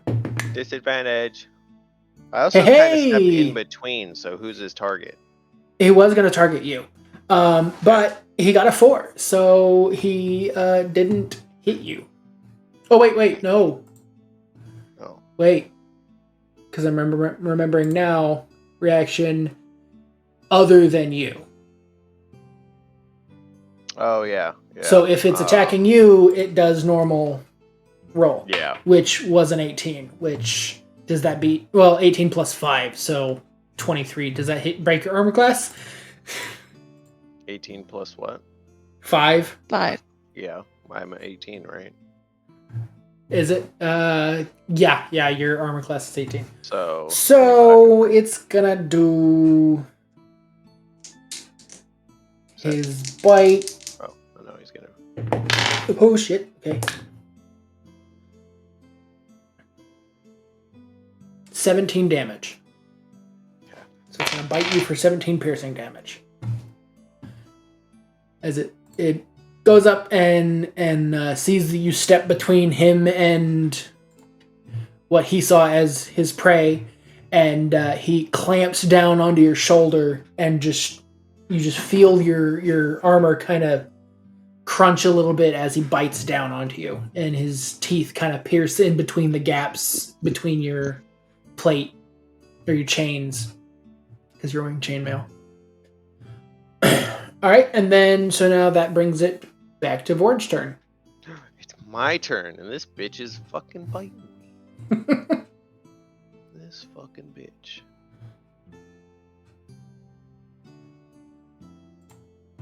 I think I'm gonna do the last thing I did. I'm gonna use another spell slot. I'm the second level spell slot. Oh, you gonna smite again?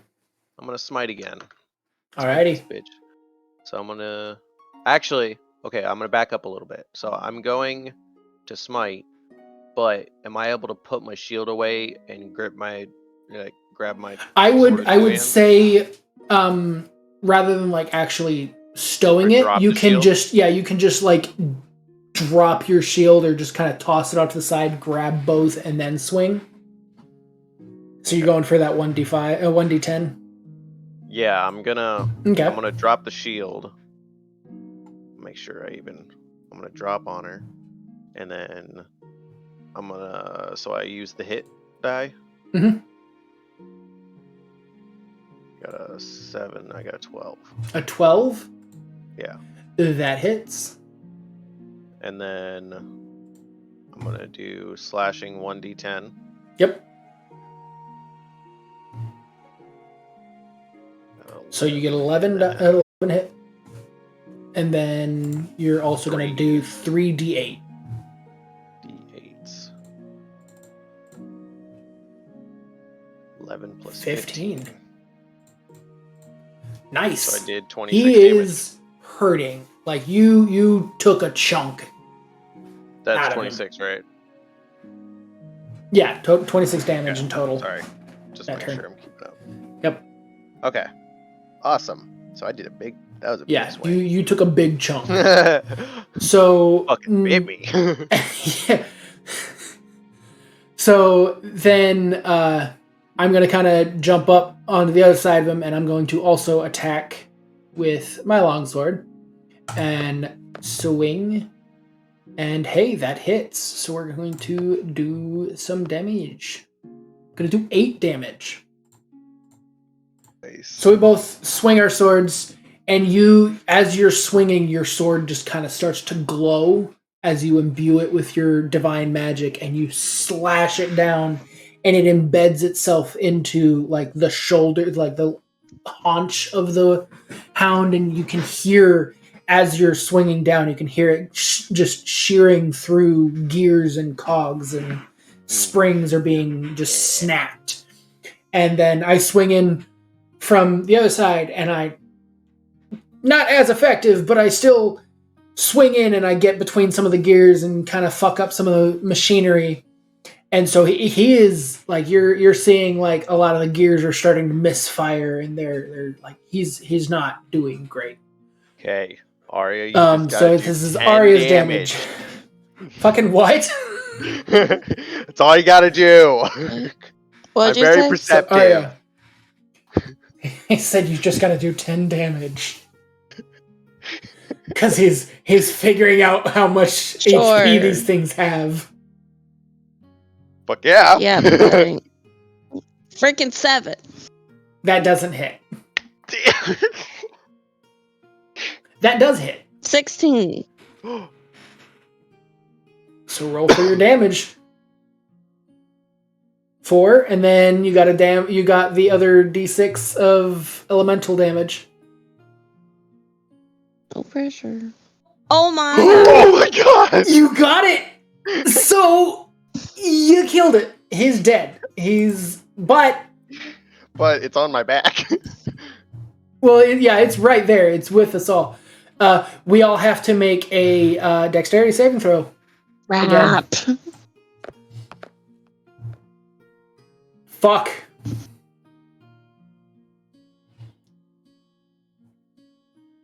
So we all failed because it was a dexterity saving throw of 12. What? I have my one spell. Oh yeah, you can just have the damage. Let me look at that spell again real quick. If there's a rest. Well, no, it's a first level, so it's just however many spell slots she has. Which it looks like she's got 3, so she can cast it again. It wouldn't be a problem.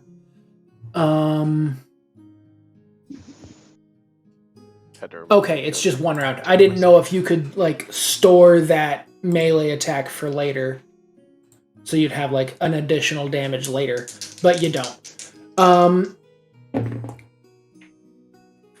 Fuck. Okay. So that's 11 damage. Damn. And I am for sure now in death saves. Well, are you still raged or? I'm raged, but I don't take decreased fire damage because this is purely fire damage. It's not piercing or anything else. Oh, that's because it's piercing, bludgeoning, or slashing. So just full 11. Normal. Yeah, I'm taking the full 11. So that dude having hers blows up, and she can have it. So she only takes the 6 damage because it's half rounded up. So he blows up, and that's it. As the second one blows up, you hear. I mean, I drop to the ground, so I don't hear shit. You guys hear from behind you in the tavern. People start to cheer. Oh, you're down? Yeah, I had 10 HP. Oh shit! So we're both down. So Arya. Arya sees as this happens that both Vord and Lee just crumple to the ground, and we just pass the fuck out. Really hope you have some healing spells. Me? Yeah. I have 1. Oh no! I have 1 spell slot. You can also take the heal action. I think a medicine check. If you just succeed on a medicine check, it'll help stabilize us. Or we just make our successes. 12. You did a 12 medicine check? On who? I don't know. Here, I'll do it. That was for Vorty. For Vorty? So you did a 12 medicine check, so you stabilized him. I got 20 on you. 22 okay, so on you. For mine, I'm going to say that I actually heal 1 point. Well, actually, technically, we both would be to 1 hit point and stable. So I'm going to, since you rolled a 20, I'm going to treat that as though you did cure wounds. So because you just naturally were just so good at it, you've done this a few times, I'm assuming. And I'm going to just roll 1d8 plus 2, I believe, is what your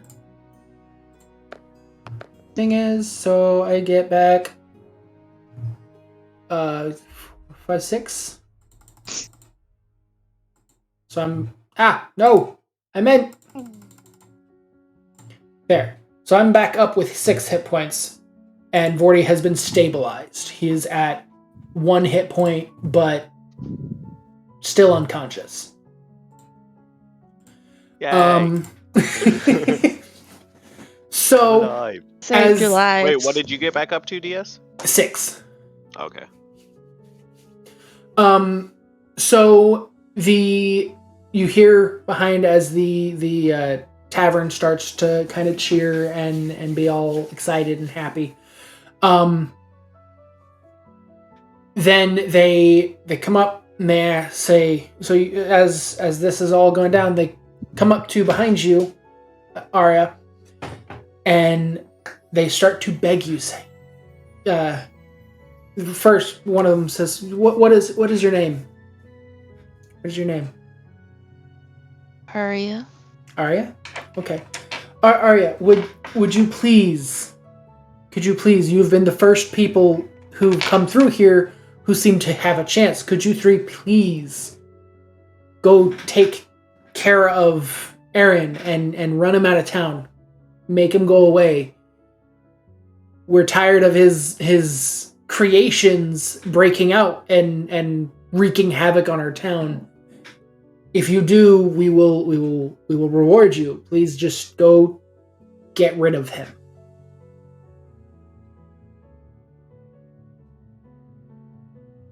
What are you going to say?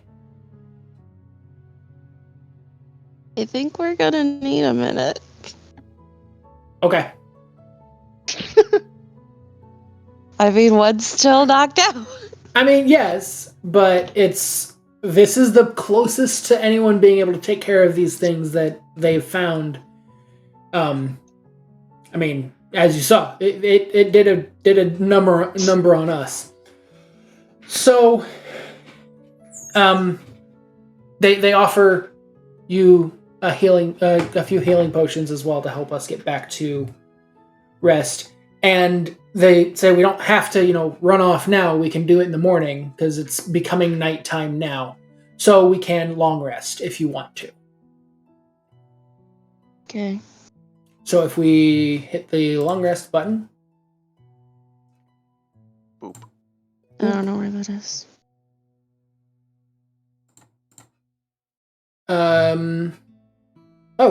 Long rest brings you back up to max hit points. So Nice. We're just full health? Yep, we're all back to full health. We have all of our spell slots back. Nice. Everything is back to when we started playing earlier. Your crossbow. You used, I don't know how many. Here, I can check. It'll be crossbow damage, not to hit. So 1,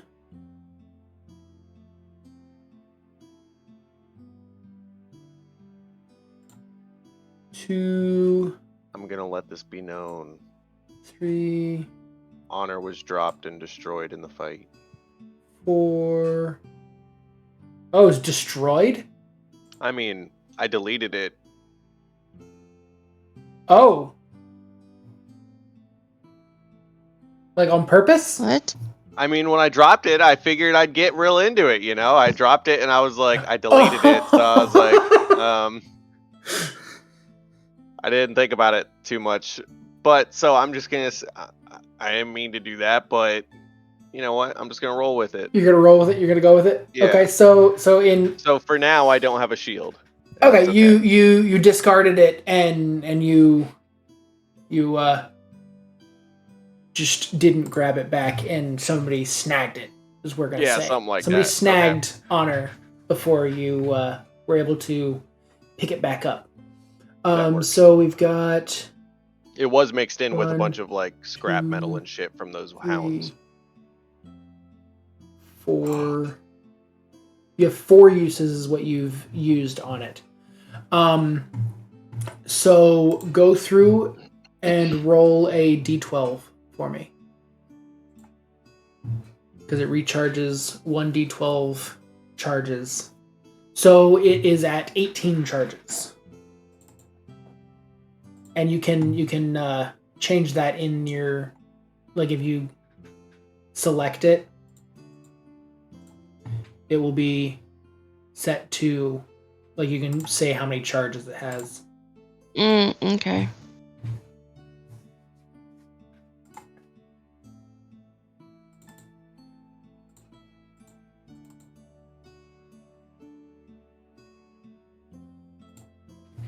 So you have 18 charges because you used 3, but it regained 1. And so we are long rested. Do we want to continue playing tonight, or do we think this is late enough?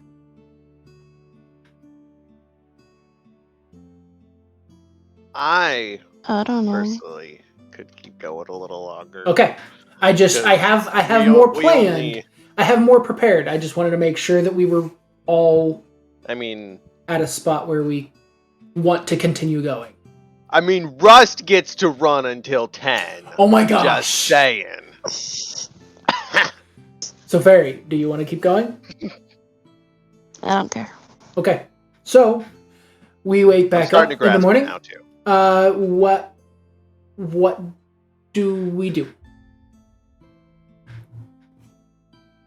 Well, where am I first off? Because I was knocked out, so I have no control over where I'm. Yeah, you were knocked out.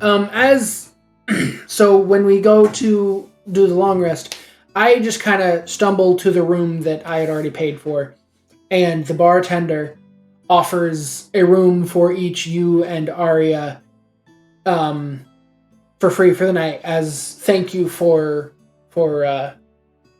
taking care of the hounds. And she helps. Stumbled into a room near the bar area. Yeah, I just went to the room that I already paid for. So I just fucked off to the room, and the bartender helps Arya with getting Vord into one of the other rooms and just kind of plops you into a bed, and then Arya, you're given a key for your room, so you can go to your room in the tavern as well. So in the morning, wake up. You come out, and the barkeep, as she sees you guys coming out, she puts some of the soup into bowls, and she sets it on the table. Still the same soup from last night, same pot. It's just been being warmed up. She sets it on the counter and offers it to each of you as a breakfast kind of feel. And she asks, "Is there any kind of drinks you'd like before you head out for the day?" Could I get 2 ales? These are on the house. She takes them and she fills them up, sets the one cup on there, fills the second cup up, sets it in front of you. And Fairy, do you want to get anything or no? I'll take a shot. A shot? Okay. Of what? Or just the liquor they've got, or she didn't mention Dwarven Fire Ale earlier? Not that. Not that? Okay, so she just grabs a random bottle and she just fills a shot glass and she sets it in front of you. And I just take a flagon of ale and she sets it in front of me. And I just kind of look at the soup and drink my ale and keep looking at the soup. I also am just looking at the soup. I take a bite of it, and you can kind of see on my face that I'm trying to look like I enjoy it, but I very clearly don't. It's not terrible soup. I just don't like it because I'm picky. So, I just take the bowl and I drink it all at one shot. You just fuck it. Chug. And then I put it down and just be like, I've had worse. Fair. And the bartender looks and says, "Well, that's better than I've heard from other people, so I will take that as a compliment." And she takes your bowl and she kind of puts it in a pile of other bowls that look like they've been sitting there for far too long, and just kind of tosses it into the corner. And she says, "All right, so are you guys going to take us up on our offer to go take care of these up and put them down. Aaron? You fucking kidding me? So are you going to take us up on our request to take care of Aaron and rid us of his nuisance. I'm down to kill some constructs. Hell yeah. And Lee kind of, after you guys agree, just kind of, sure. I drank those ales way too fast. Fuck yeah! Actually, do a con saving throw for me, real quick. Me? Yes. Wait, I'm grabbing 2 ales of my own real quick. 6, 7, 8, 9, 10, Con saving. 11, 12, 13, 14, 15. I got a 7 plus 2. I got a 17, 9. 18, 19, 20. So as you down the second one, you throw up in your mouth just a little bit. Oh. As for some reason, you felt a solid bit go down with it. I haven't even had soup since yesterday.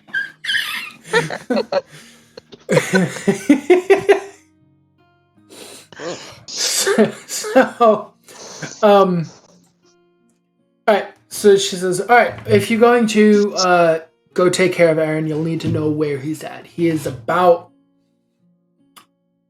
a good couple hours walk out of town, and she kind of points down toward the road, like down the road toward around where Arya came down the road initially to come into town.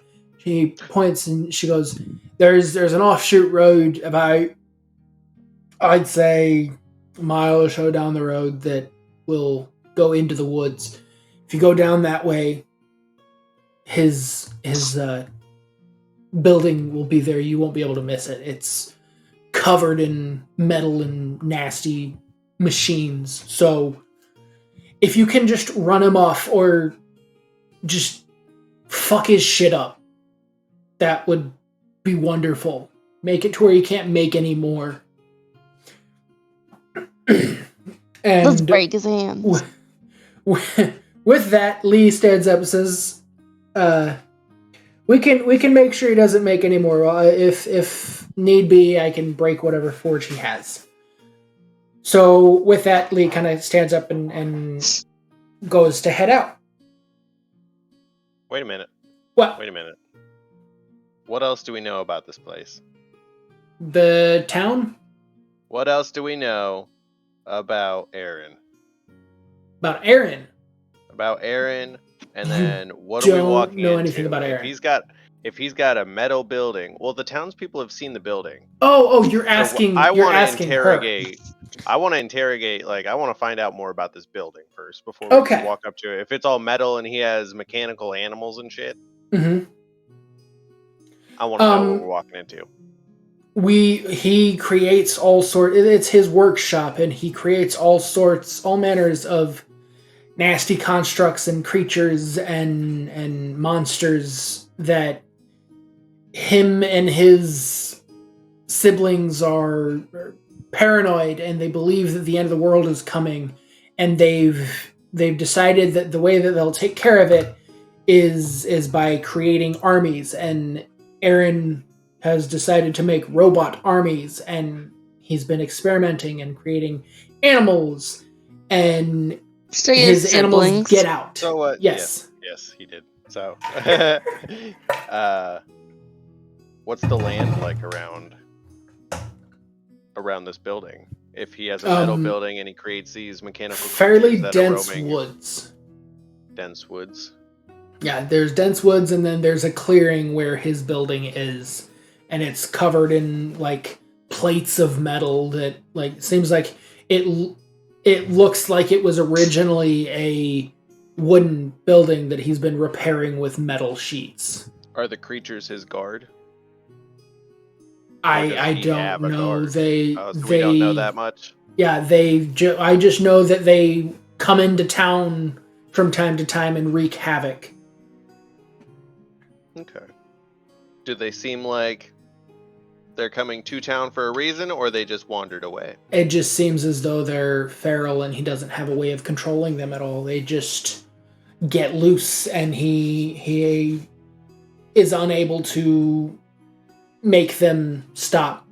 Every so often, if one of, like, this is the first time 2 hounds have made it in, but the last time that there was a hound in town, 2 metal men came in and killed it and then brought the remains back. I don't know why these ones blew up. The ones before didn't blow up. But they took the remains back, and I'm assuming he improved. And he's been just building creatures, imbuing them with unnatural life, and just sending them into the world. How? So the people that showed up to kill the rogue constructs? Yes. They were not from the town? No, they were metal men. Metal men? I don't know what if they... What did these metal men use to kill the constructs? Swords and lances. Swords and lances. No ranged weapons? No. None that we saw.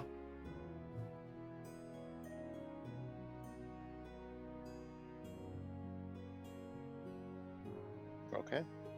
I'm pretty satisfied. Okay. So, are you going to head out? I'm good to head out. Alright. I may need to... Actually, I got some gold. Is there somewhere I could buy a new shield? Yeah, there's a blacksmith down the road. If you'd like to go down there and purchase a new shield. I would before we leave town, but I'll make sure everyone else is good to do what they need to do. I've got some gold burning a hole in my pocket, so I'll go take a look at what the blacksmith has to offer. So what are we looking at? You need a new mace. You need a new mace? Oh, yeah. I need a new mace. Yeah, she's got a faulty mace over there. For some reason, it magnetizes can't hit shit away from these constructs. It's crazy. It hit once.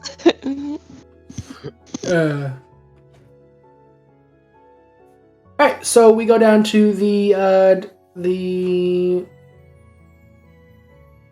doodly-doo. Doodly-doo. Blacksmith. Yeah. The blacksmith, and we go talk to him.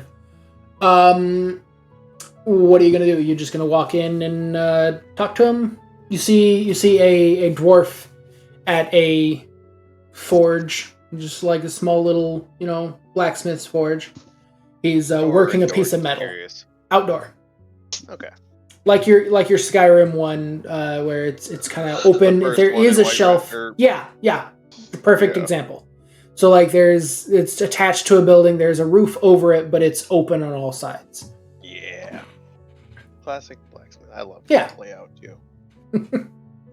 So he's currently working a piece of metal on an anvil that he just pulled out of the fire.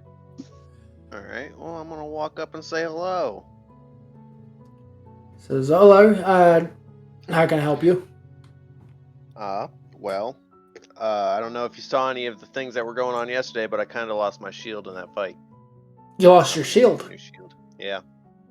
All right. Let me see. He kind of looks. You can tell he's kind of sizing you up and seeing,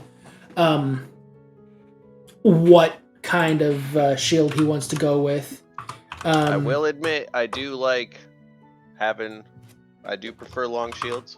Protect my legs a little bit. But if you have something better in mind, I'm always down. All right. Let me see. And so he goes through and starts looking. So he grabs a kind of kite shield. Okay. And he holds up, says, "Will this be to your liking? Here, carry it." And he kind of hands it off to you to have you kind of feel it. All right, I'm checking it out. What's it made out of? It is a kind of a wooden. It's been shaped into the kite shield, and then it has an wrought iron kind of rim around the outside edges. It has some banding across it to give it more, rigidity and everything. So it feels like it's a fairly hardy sword. I mean, it's a hardy shield that's been reinforced well enough. All right. What's the how? I'm just kind of trying to get into it. Yeah. What's the strength of the wood like? I've used trustworthy wood. Yeah, it's strong hardwood. I've used hickory for it. Okay. How much for this shield here? Normally I go for 10 gold, but seeing as you are doing this to help the town, and as well you've already taken care of 2 of those beasts, I'm gonna offer it to you for 5. 5 gold? 5. Would that be fair? Does that sound good for you? I'll give you 7. 7? All right. Don't know who taught you how to bargain, but sure, I'll take it. Well, and he gladly grabs the 7 gold and kind of just stuffs it in his beard. In his beard? Yes. It's his beard of holding. I love that. It's exactly what it is! So I'm removing 7 gold, right? It's a beard of holding. Awesome. No, like, that's a thing. Yes, I know. That's what I was doing. That's why I'm... That's why I fucking love the fact that you said that. It's like, yeah, it's actually his beard of holding. Like, he's shoving it into his beard. I just stand there like, oh, okay. That happened. Is Arya gonna purchase anything or talk to him at all? I need a new mace. You need a new mace. All right. This one won't hit. It won't hit. Oh. Sorry, you said it won't hit. So are you trying to get, like, you want me to enhance it to make it better? I can take the one you've got now and improve it if you want me to do that. How long will that take? I mean, it'll only take me about an hour or so if you want to let me borrow it for a while. Do we got an hour to spend? I mean, normally we don't have another issue with Aaron's creations for a few days after each time they get destroyed. Well, then, sure. I don't think we're taking off for a minute. I'm kind of getting used to the town. I've got some info on Aaron I want to get. All right. I've watched enough of the few people who have actually tried to take out these nasty beasties. So I think I have some modifications I can make that'll help you specifically against those nasty buggers. And so he takes the mace and he starts working on it. And so well, first off, I've got to ask before I start doing this, because this might end up being a little bit pricey. How much you got to lose, gold-wise? How much can you part with? How pricey is pricey? It depends, dear. I can help out a little bit. All right. I don't mind. I got 5 gold. You've got 5. Okay. Let me see. And he starts fiddling with some of the things. He says, I might. You said you might be able to help. How much? I've got do you 6 think you gold can as well. 6. And then Lee pipes up, says, "Well, I mean, if it's nothing, I'll be willing to part with 7 of mine as well." He says, "Oh well, yeah, okay, I can work with that. We'll work with that." And I'm gonna lean over to Lee a little bit. Hey, Lee. Yeah. Listen, man. You're a dwarf. He's a dwarf. I'm a human. Oh shit! My bad. Humans can grow beards too, bro. Sorry. You're just so short. God damn. I'm not that short. I mean, I'm kind of little. Sorry, I got 2 ales in me. My bad. I'm gonna back away. I'm just gonna. As I pitch in my what? Try persuasion. You can try to persuade.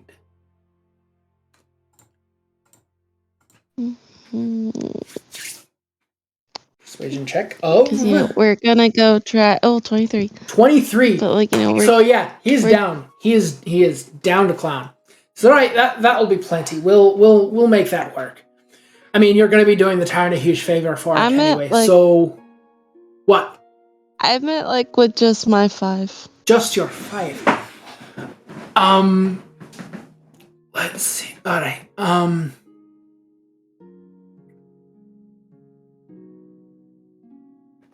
then here's thrown a favor of I'll do if you 5. need something done. I'll do 5. But if you go in there and you use this against the metal men that came in, they wield some beautiful swords and lances. If you bring back their lances and their swords, as well as at least 1 head, I will call that a deal. I will say that's fine. Do we have a deal? Yeah. All right, because I want to make some armor based on their their heads. So if you could get 2 heads, I'll pay you handsomely for them. If we can carry, I'll bring you a whole body. By the way, that would be. I would pay a king's ransom for the whole body. As long as it's dead, as long as you can guarantee that it's dead, I would pay a king's ransom for the body. Could you imagine a suit of armor made out of one of them? It'd be amazing. I'm getting giddy just thinking about it. So he grabs the mace and he just goes in the corner and just starts furiously working on it and just goes completely crazy in the corner working on that. So what were you saying? Well, I'll wait now because he's pretty busy. But we can keep looking around. I can ask something else. All right. What are we gonna do while he's working on that? There is a couple other shops in the area. You see, like a Fletcher kind of shop where they're making bows and arrows and other whatnot. I bought that shield. How do I add it? Yeah. You go to your inventory. Oh, add equipment. There is manage inventory. Yeah. And then you just type in shield. Okay. So he took just her 5 gold and called that good. And then, as long as they come back with parts from the metal men, he'll be happy. So you go to, there's, what's up? I'm not finding H-I-E. Oh, I was, sorry, I'm being dumb. Continue. I misspelled shield. Oh, that's fine. So there's like a Fletcher shop. There is a shop that, clearly you can tell a magic shop when you see one. You see a shop that looks like it sells magical items, and whatnot. And then there's a shop that looks like it sells it looks like an apothecary. So it looks like it sells things needed to cast spells, as well as things needed to make potions themselves, and whatnot. Lee recognizes a what? What do you mean, like an item needed to cast a spell rather than... certain spells require material components, so this would be some spells require a wand would technically be... Yeah. Okay. Some of them require a feather, so they would sell feathers. Tool, a spell. Yeah. A tool for spells. Mm-hmm. Yeah. But then it also has spells and potions. Okay. Mm-hmm. It also has potions and things needed to make your own potions and this, that, and the other. Lee recognizes the produce market and immediately goes straight there and you just see him like picking through all the different vegetables and fruits, and he's like picking ones up, smelling them, tapping them, like, you know, all the weird things you see people Have you guys who seen go through Milan them. too? Yes. No. So it's like the big guy. Yeah. Whenever, like, yes. him and It is the Ping. one girl's in the market. It is Ping as soon as he sees. He's, ha ha ha. Yes, food. I'm going here and I'm looking at all of the food. So which of the shops do you guys want to go to? Well, I'm broke, so I'm here for the walk. You're just here to. I guess I'll follow Lee over to the produce Okay. stuff and like kind of take interest in his interest. So as you kind of walk up, as he's like looking through all the different produce, and he picks up a tomato, and he just takes a bite out of it, and then he like shoves it like right into Arya's face. Here, try it. This is a delicious tomato.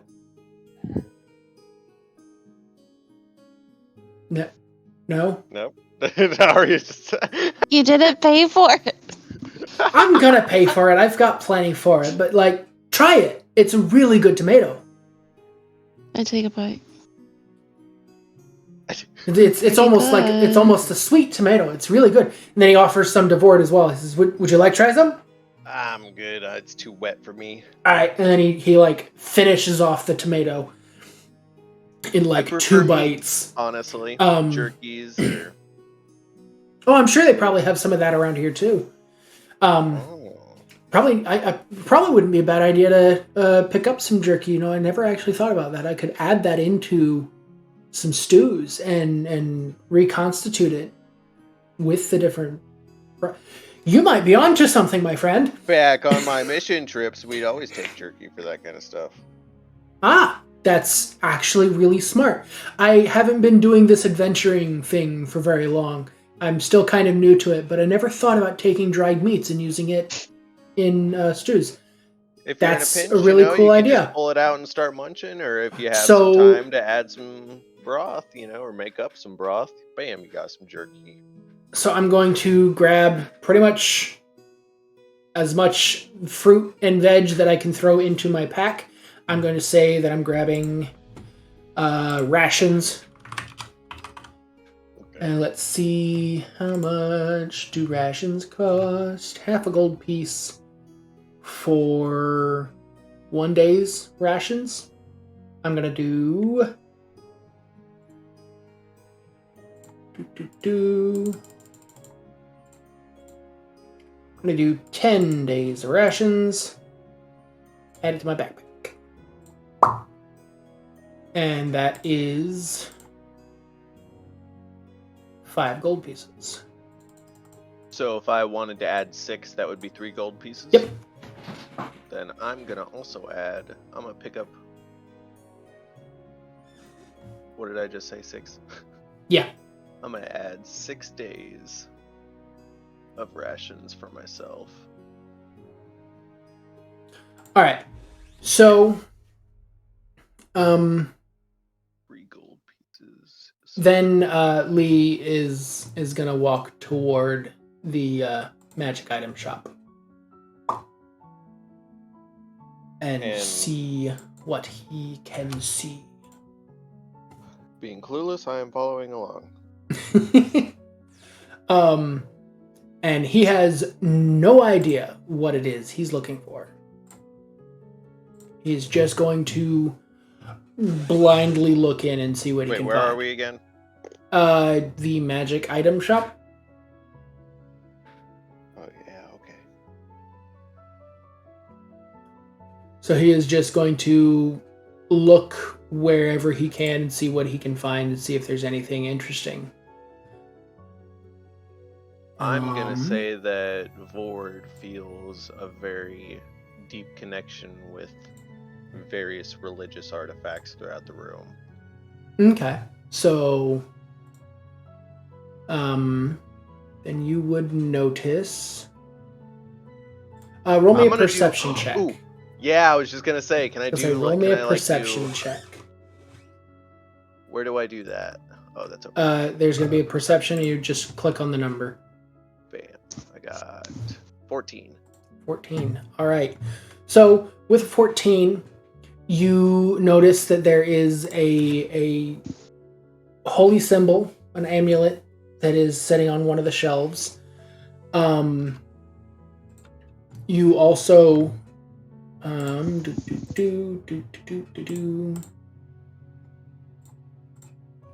you also notice a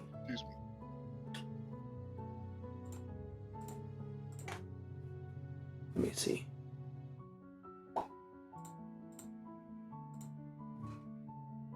It made me hungry talking about food.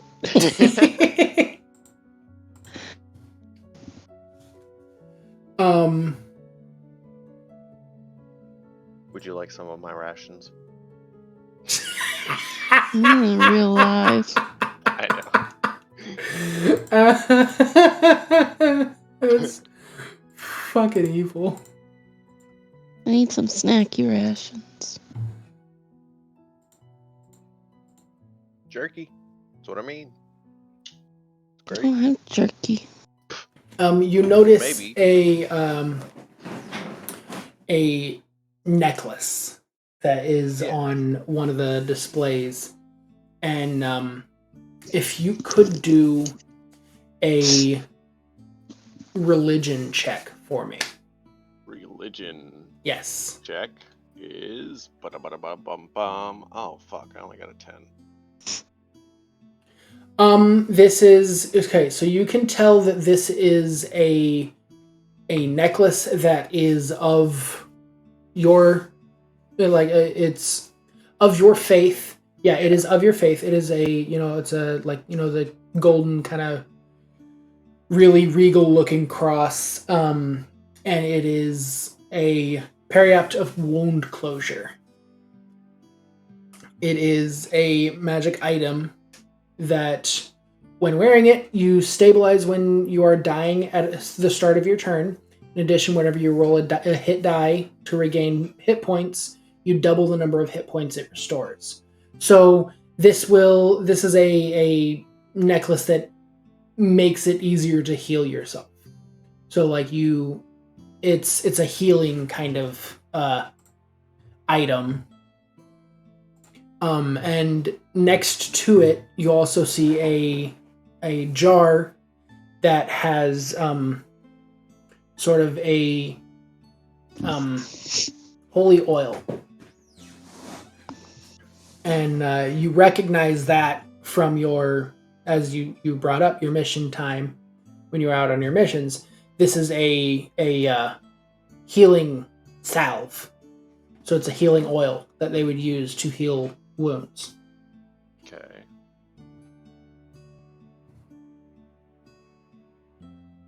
All right, so I'm gonna approach these items and also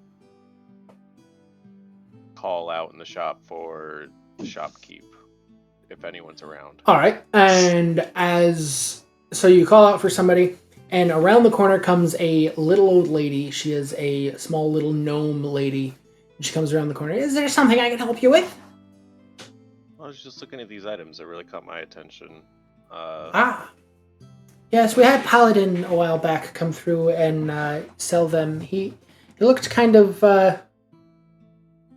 lost, but he needed some coin to continue his journey, and he left those with us. Are you interested in purchasing them? Yeah, how much are they? Well, it's hard to put a price on some of these things, but these are, they're fairly uncommon. But I'm more interested in the cross, honestly. How much? The necklace. I would probably say around 50 or 60 gold. Okay. So, if you'd like, I can hold on to it for you if you want to come back and purchase it another time. Could I do a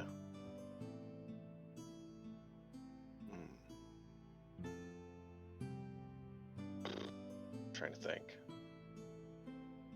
How much do you think I could talk you down from this 50 gold price? I have already been in one battle with the constructs. I know. I've already been in one battle with the constructs, and they kind of took me down a little bit. So, go ahead and roll persuasion. Yeah, that's what I'm gonna do right now. Fucking bitch. But what about? Damn it, my charisma I know is high. Yeah, because you got a +3 on it, but you rolled a 1. Damn it! And she goes, well,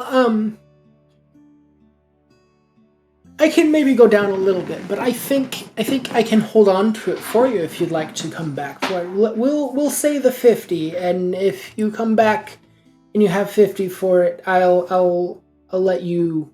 I won't let anyone take it for less than 50, if we can strike that deal. That can be okay. Okay. Do you want the oil? Like, do you want me to hold on to the oil as well for you?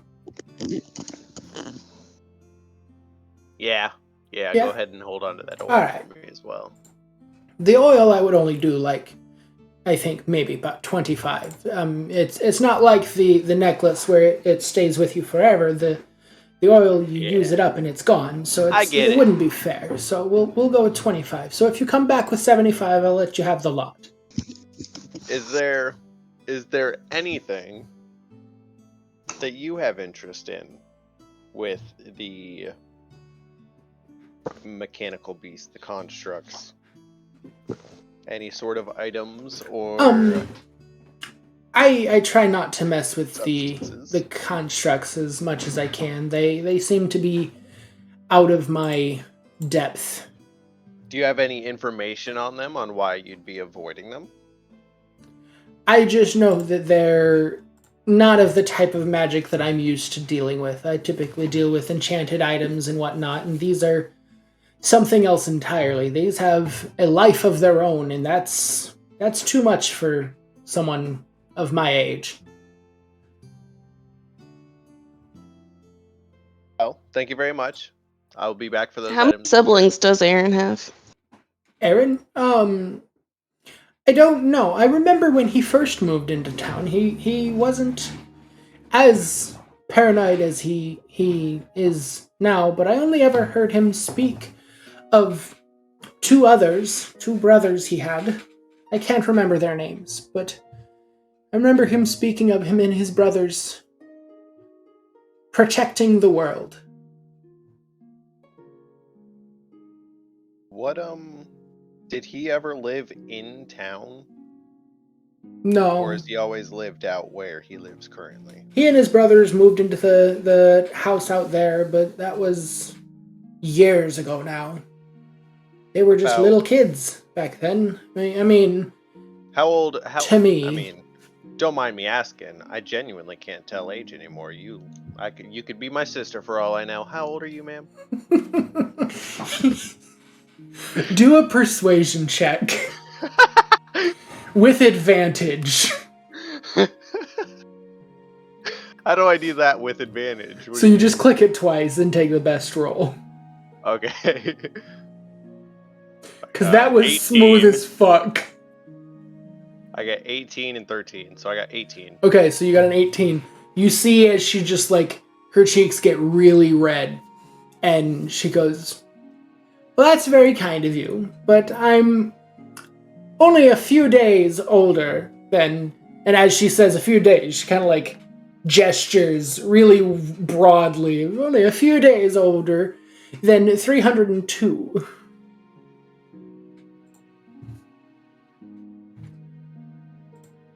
Well, I stand by what I said.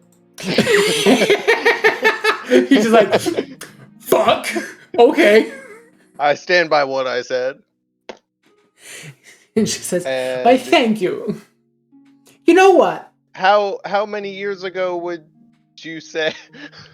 Damn it. I don't know. That really fucked you, didn't it? Yeah, it did a little bit. Shit, that did not give me a scale at all. Oh man. What race and stuff is she? She's a gnome. They can live up to 500 years. Fuck. Oh, okay. Well, wait a minute. Okay. She's so only well, then mid. Damn, she's a middle-aged gnome. Yeah. Girl. It's So not like she's like a cougar or anything.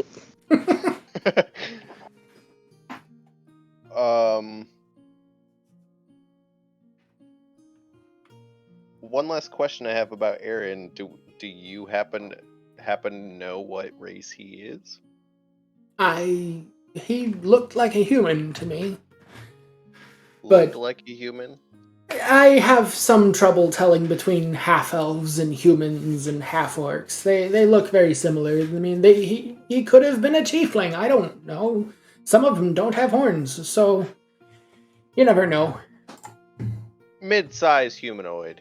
Yeah, he was humanoid and medium size, so regular build. He was about somewhere between you and the bearded fellow over there. Okay. Well, ma'am, like I said, thank you for holding on to those items. And you know what? Since you're such a charmer, and she reaches over and she grabs the salve and she just hands it to you. She says, "You can take this. I don't mind. Go ahead. Still quite an expensive item. It'll help you on your journey and keep you guys alive and give you a better chance of you getting back here alive." Well, in that case, thank you very much. And so she hands you restorative ointment. So you can add that to your inventory. It is a glass jar 3 inches in diameter and contains 1d4 plus 1. So I'm going to roll a d4 to tell you how many charges it has. And I rolled a 4, so you have 5 charges. So 5 uses of a thick mixture. 5. You would go to inventory. I'm in it right now. Okay. Yeah. Do I add 5 of them or only add 1? And then you should do 1. I believe. Okay. I'll do it for now. Restorative ointment.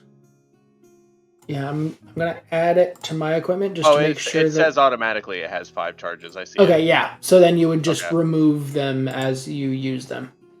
Okay. So it's a thick mixture that smells faintly of aloe. The jar and its contents weigh half a pound. As an action, 1 dose of the ointment can be swallowed or applied to the skin. The creature that receives it regains 2d8 plus 2 hit points, ceases to be poisoned, and is cured of any diseases. So you take it, you rub it on them, or you have them swallow a dose of it, and they get 2d8 hit points and are cured of anything that they have going on. Nice. Alright. Well then, as she hands me that, I'll give the lady a hug, and as best as I can. Don't forget to give her a kiss for that.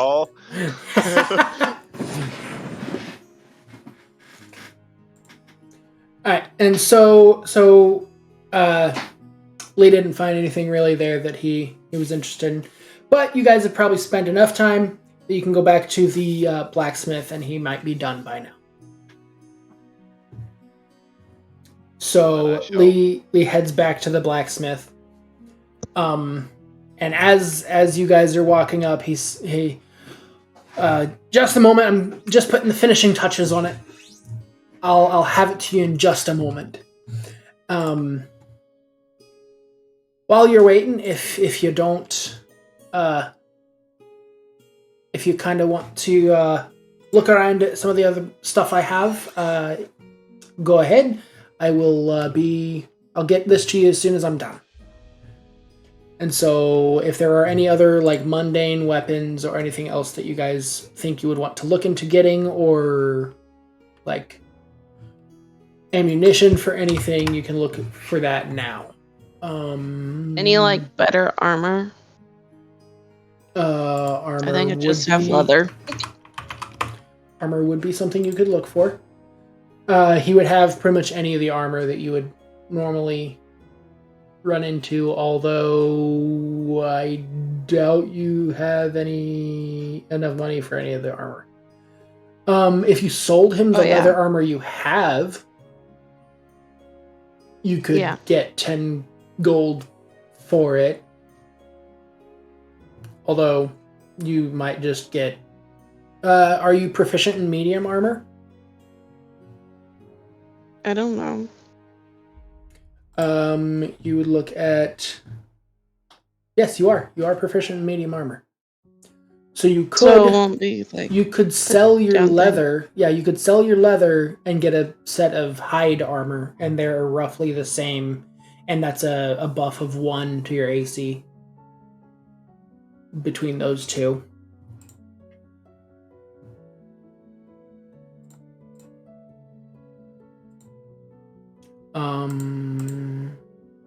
So is there anything better than that?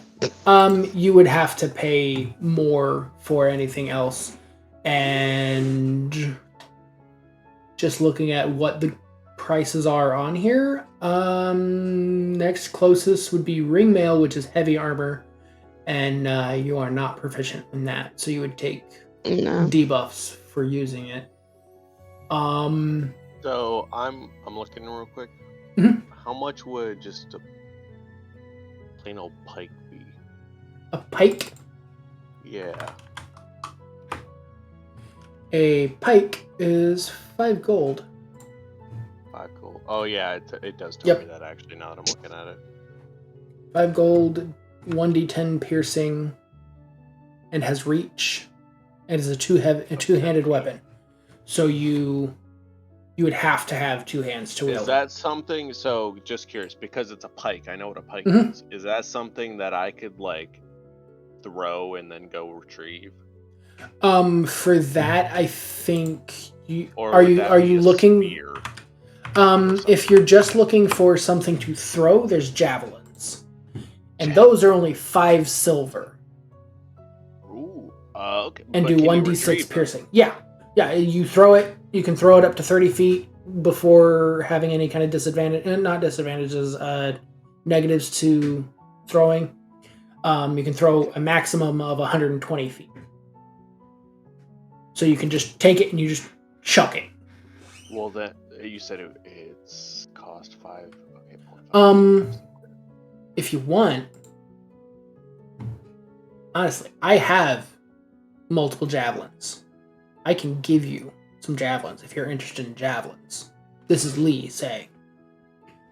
Yeah. Because, as he says, it says because, and he pulls out one of his 4 javelins and he takes it and he chucks it. And then as soon as it hits the ground, it disappears. And then he has it back in his hand again. Oh. I only need the 1. Oh, I just still had the other 4. The other 3. So you have 3 javelins. Yes. So I can just hand you 3 javelins. Yeah. Unless they break or something. Mm-hmm. Is that a possibility of happening? I would probably roll every whenever you're using it, I'll roll every so often, depending on the situation. I'll probably roll a percentile, and I'll increase the chance as it goes, but it'll start at stupid low. All right. Yeah, I'll hand you. Because I'm 7'2". Yeah. No, I'm 7'6". I'm pretty big. I could probably lob that sucker pretty far. Yeah. So I'll hand you the 3 that I'm not using because I only need the 1. All right. And so there's that. Add 3 javelins. Cool. Awesome. All right. So as that goes on, the dwarf turns around, says, "All right, so here." And it is a Mace of Smiting, is what it is called. This is a magical item that Arya can add to her inventory. It is a mace with a +1 bonus to attack and damage rolls with a magic weapon. So this counts as a magic weapon now. But the bonus increases to +3 when you use the mace to attack a construct. When you roll a 20 on an attack roll made with this weapon, the target takes an additional 7 bludgeoning damage or 14 bludgeoning if it's a construct. If a construct has 25 hit points or fewer after taking this damage, it is destroyed. Proficiency with a mace allows you to add your proficiency bonus to the attack roll of any attack you make with it, which should automatically happen when you get the mace. So it's an axe of smiting. So he says, I've added some things that might help. It's got a bit more armor piercing bits to it, and looks like you'll really get in there and mess with the gear works. Hoping that it'll jam the gears real well if you get it in the right spot.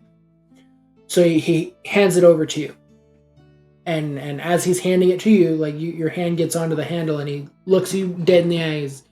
Just remember, you've got to bring me back the pieces of the constructs, remember? Yep. And then he lets go. Like really like tentatively, like he almost looks like he doesn't want to let go of it. And one other thing.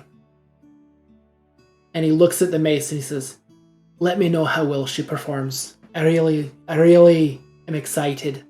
I want to know how this does. So go have fun and bash their heads in. But don't dent them too much if you can help it. Okay. We'll try. Alright, well, best of luck to you and just kick some ass. And so he kind of turns around and heads back to working on the piece of metal that he was working on before you guys showed up. And so we are geared up better and heading in. Well, so we just head to the thing? I would say well, that's at this point that's up to you guys. We could I'm just going to break away for a second. With it being session 1, we're all geared up and stuff now. We fought a little bit. I worked third shift, so I'm like awake right now. So it's up to you guys if you want to continue a little further or if you want to head back to the tavern for now. I am going to go with let's at least make it to the place.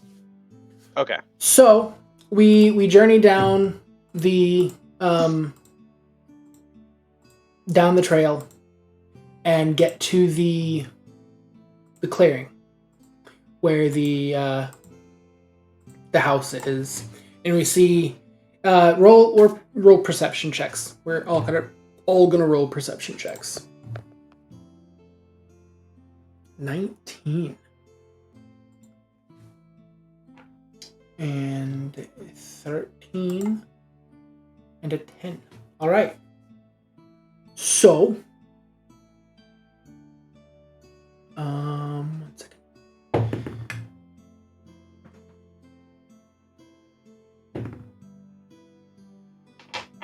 All right. So we as we get closer, we see this large house that, as was described to us, looks like it used to be a wooden house, but like as different damage has been done to the house, plates have just been like patchworked all over the house.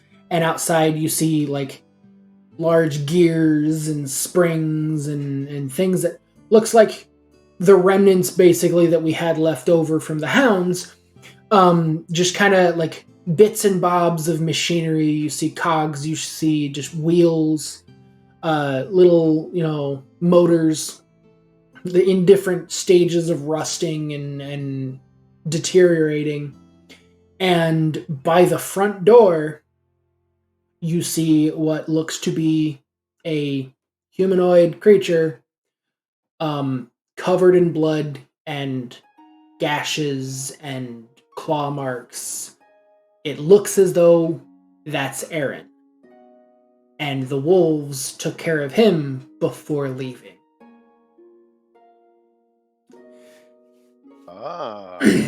So it looks like the wolves killed Aaron before they ran off. Twist. So Aaron's dead, or at least it looks like it from here. Like they're not moving. You can tell from there that they're not breathing. They are. The body that's in front of you is no longer living. But as we all notice that, we hear from behind us the whir of machinery and the scraping of metal across metal as two large metal men stand behind us with a lance in one hand and a sword in the other that they are in the process of drawing out as we turn around and see them. The perception check that we just rolled was also against their stealth, and we failed. So, we're going to end it there. And we will come back next week, and we will be starting in with initiative for that. One sec. What'd you say? I said 1 second. I said bum bum ba. Damn it! What was that? Oh. We could do This this is Friday. No. Oh, wait, maybe not. No. Oh, damn it! We're going to be back on next Wednesday. I'm gonna say it's actually gonna be a long night Friday. Yes, it will. Man.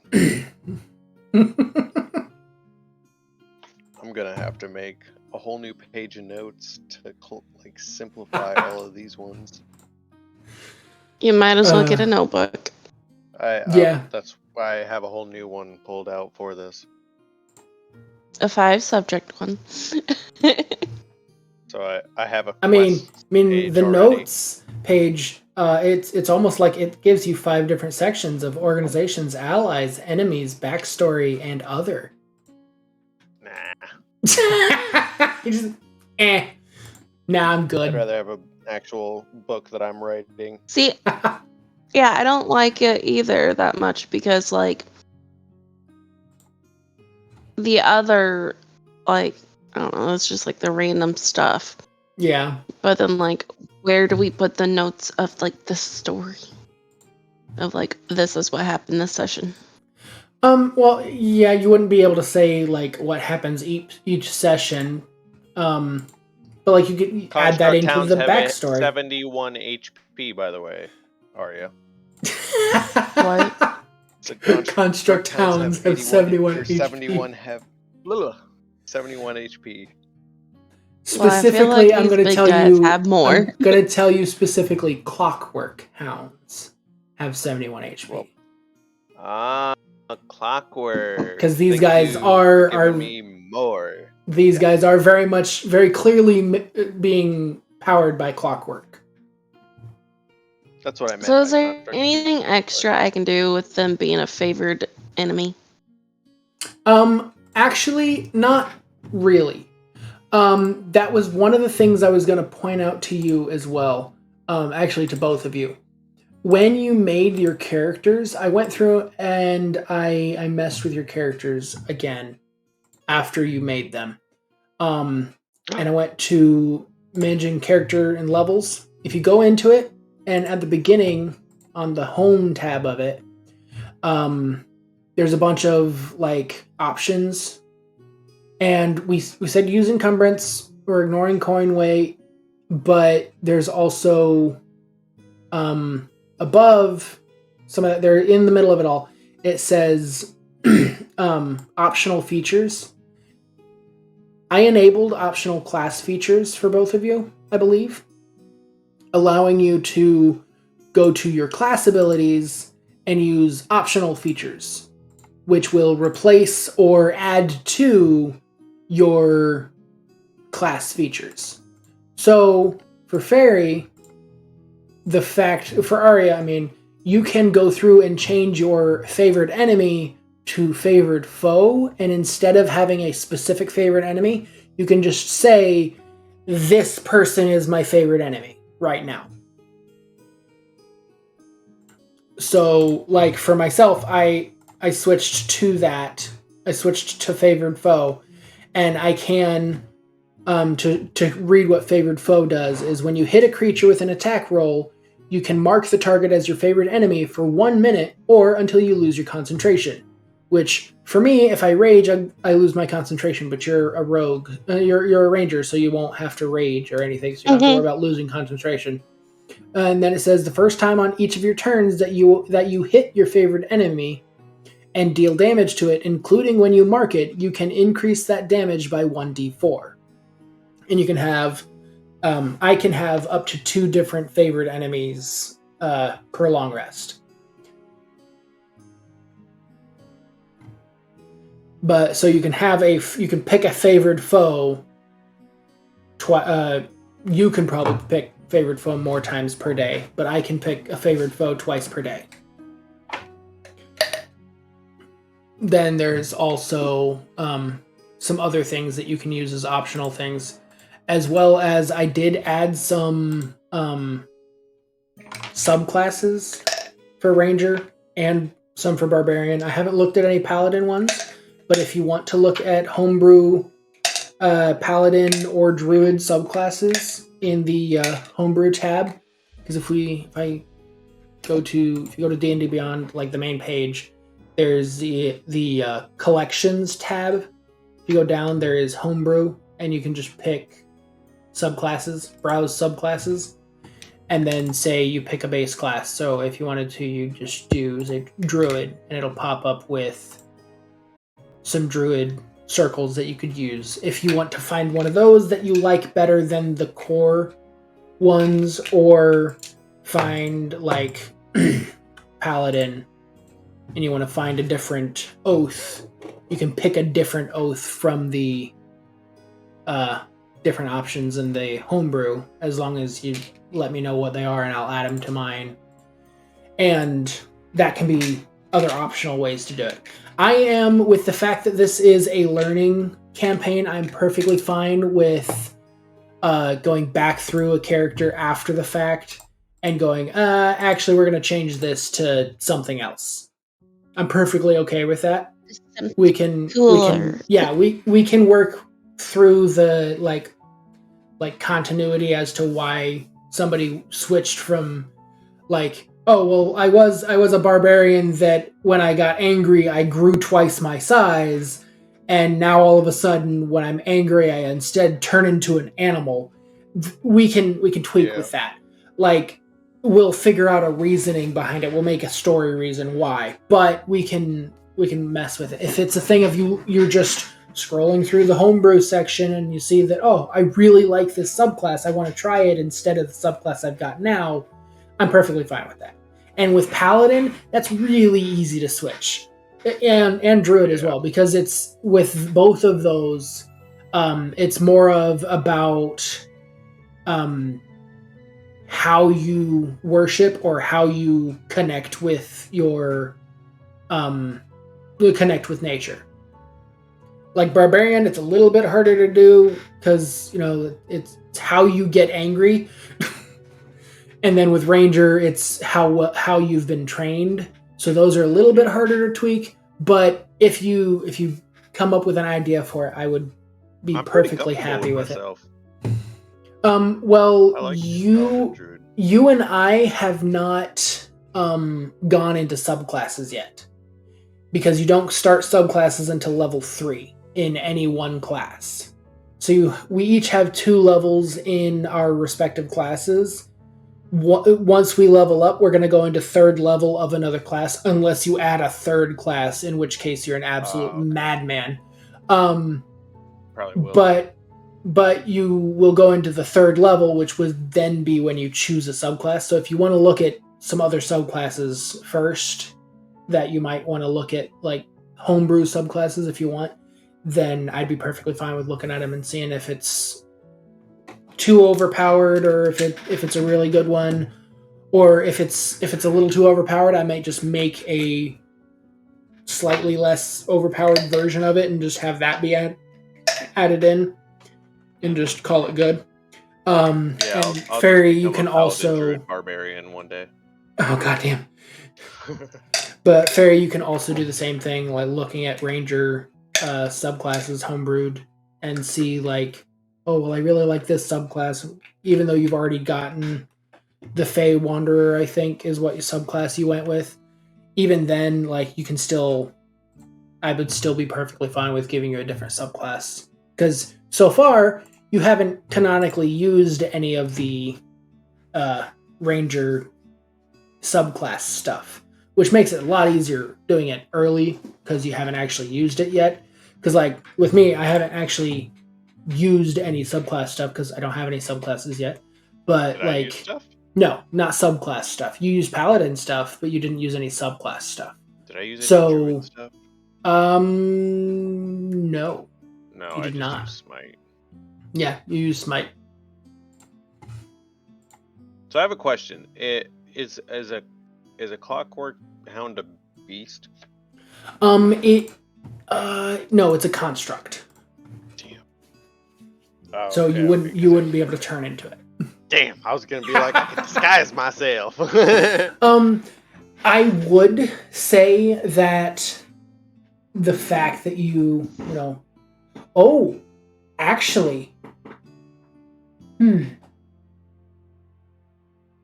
was thinking with the fact that you've lost memory, maybe you've lost memory of a few of the animals that you've, quote unquote, seen in the past. I wasn't really going to turn into anything until I saw something that I just felt like I could connect with. So like you, of the animals that you were able to turn into, you haven't seen any new animals that you would have felt like turning into. Yeah. Okay. But if I see like a squirrel or something, I'll probably be like, why is that squirrel looking at me weird? I'm gonna be a squirrel now. Yeah. Alrighty. Well, that is a talk after stream, by the way. Good hop off point for us for tonight. I'm going to for those in the chat in the Discord call, I'm going to mute myself and deafen for a little bit as we do the outro. But I will talk to you guys later. So that's going to be it for our stream tonight. I will see you guys. Those of you watching the streams, I will see you on tomorrow as we play Rust. But we will be back for D&D on next Wednesday. So, till then, be good to each other, stay out of trouble, and have a good night. See you guys.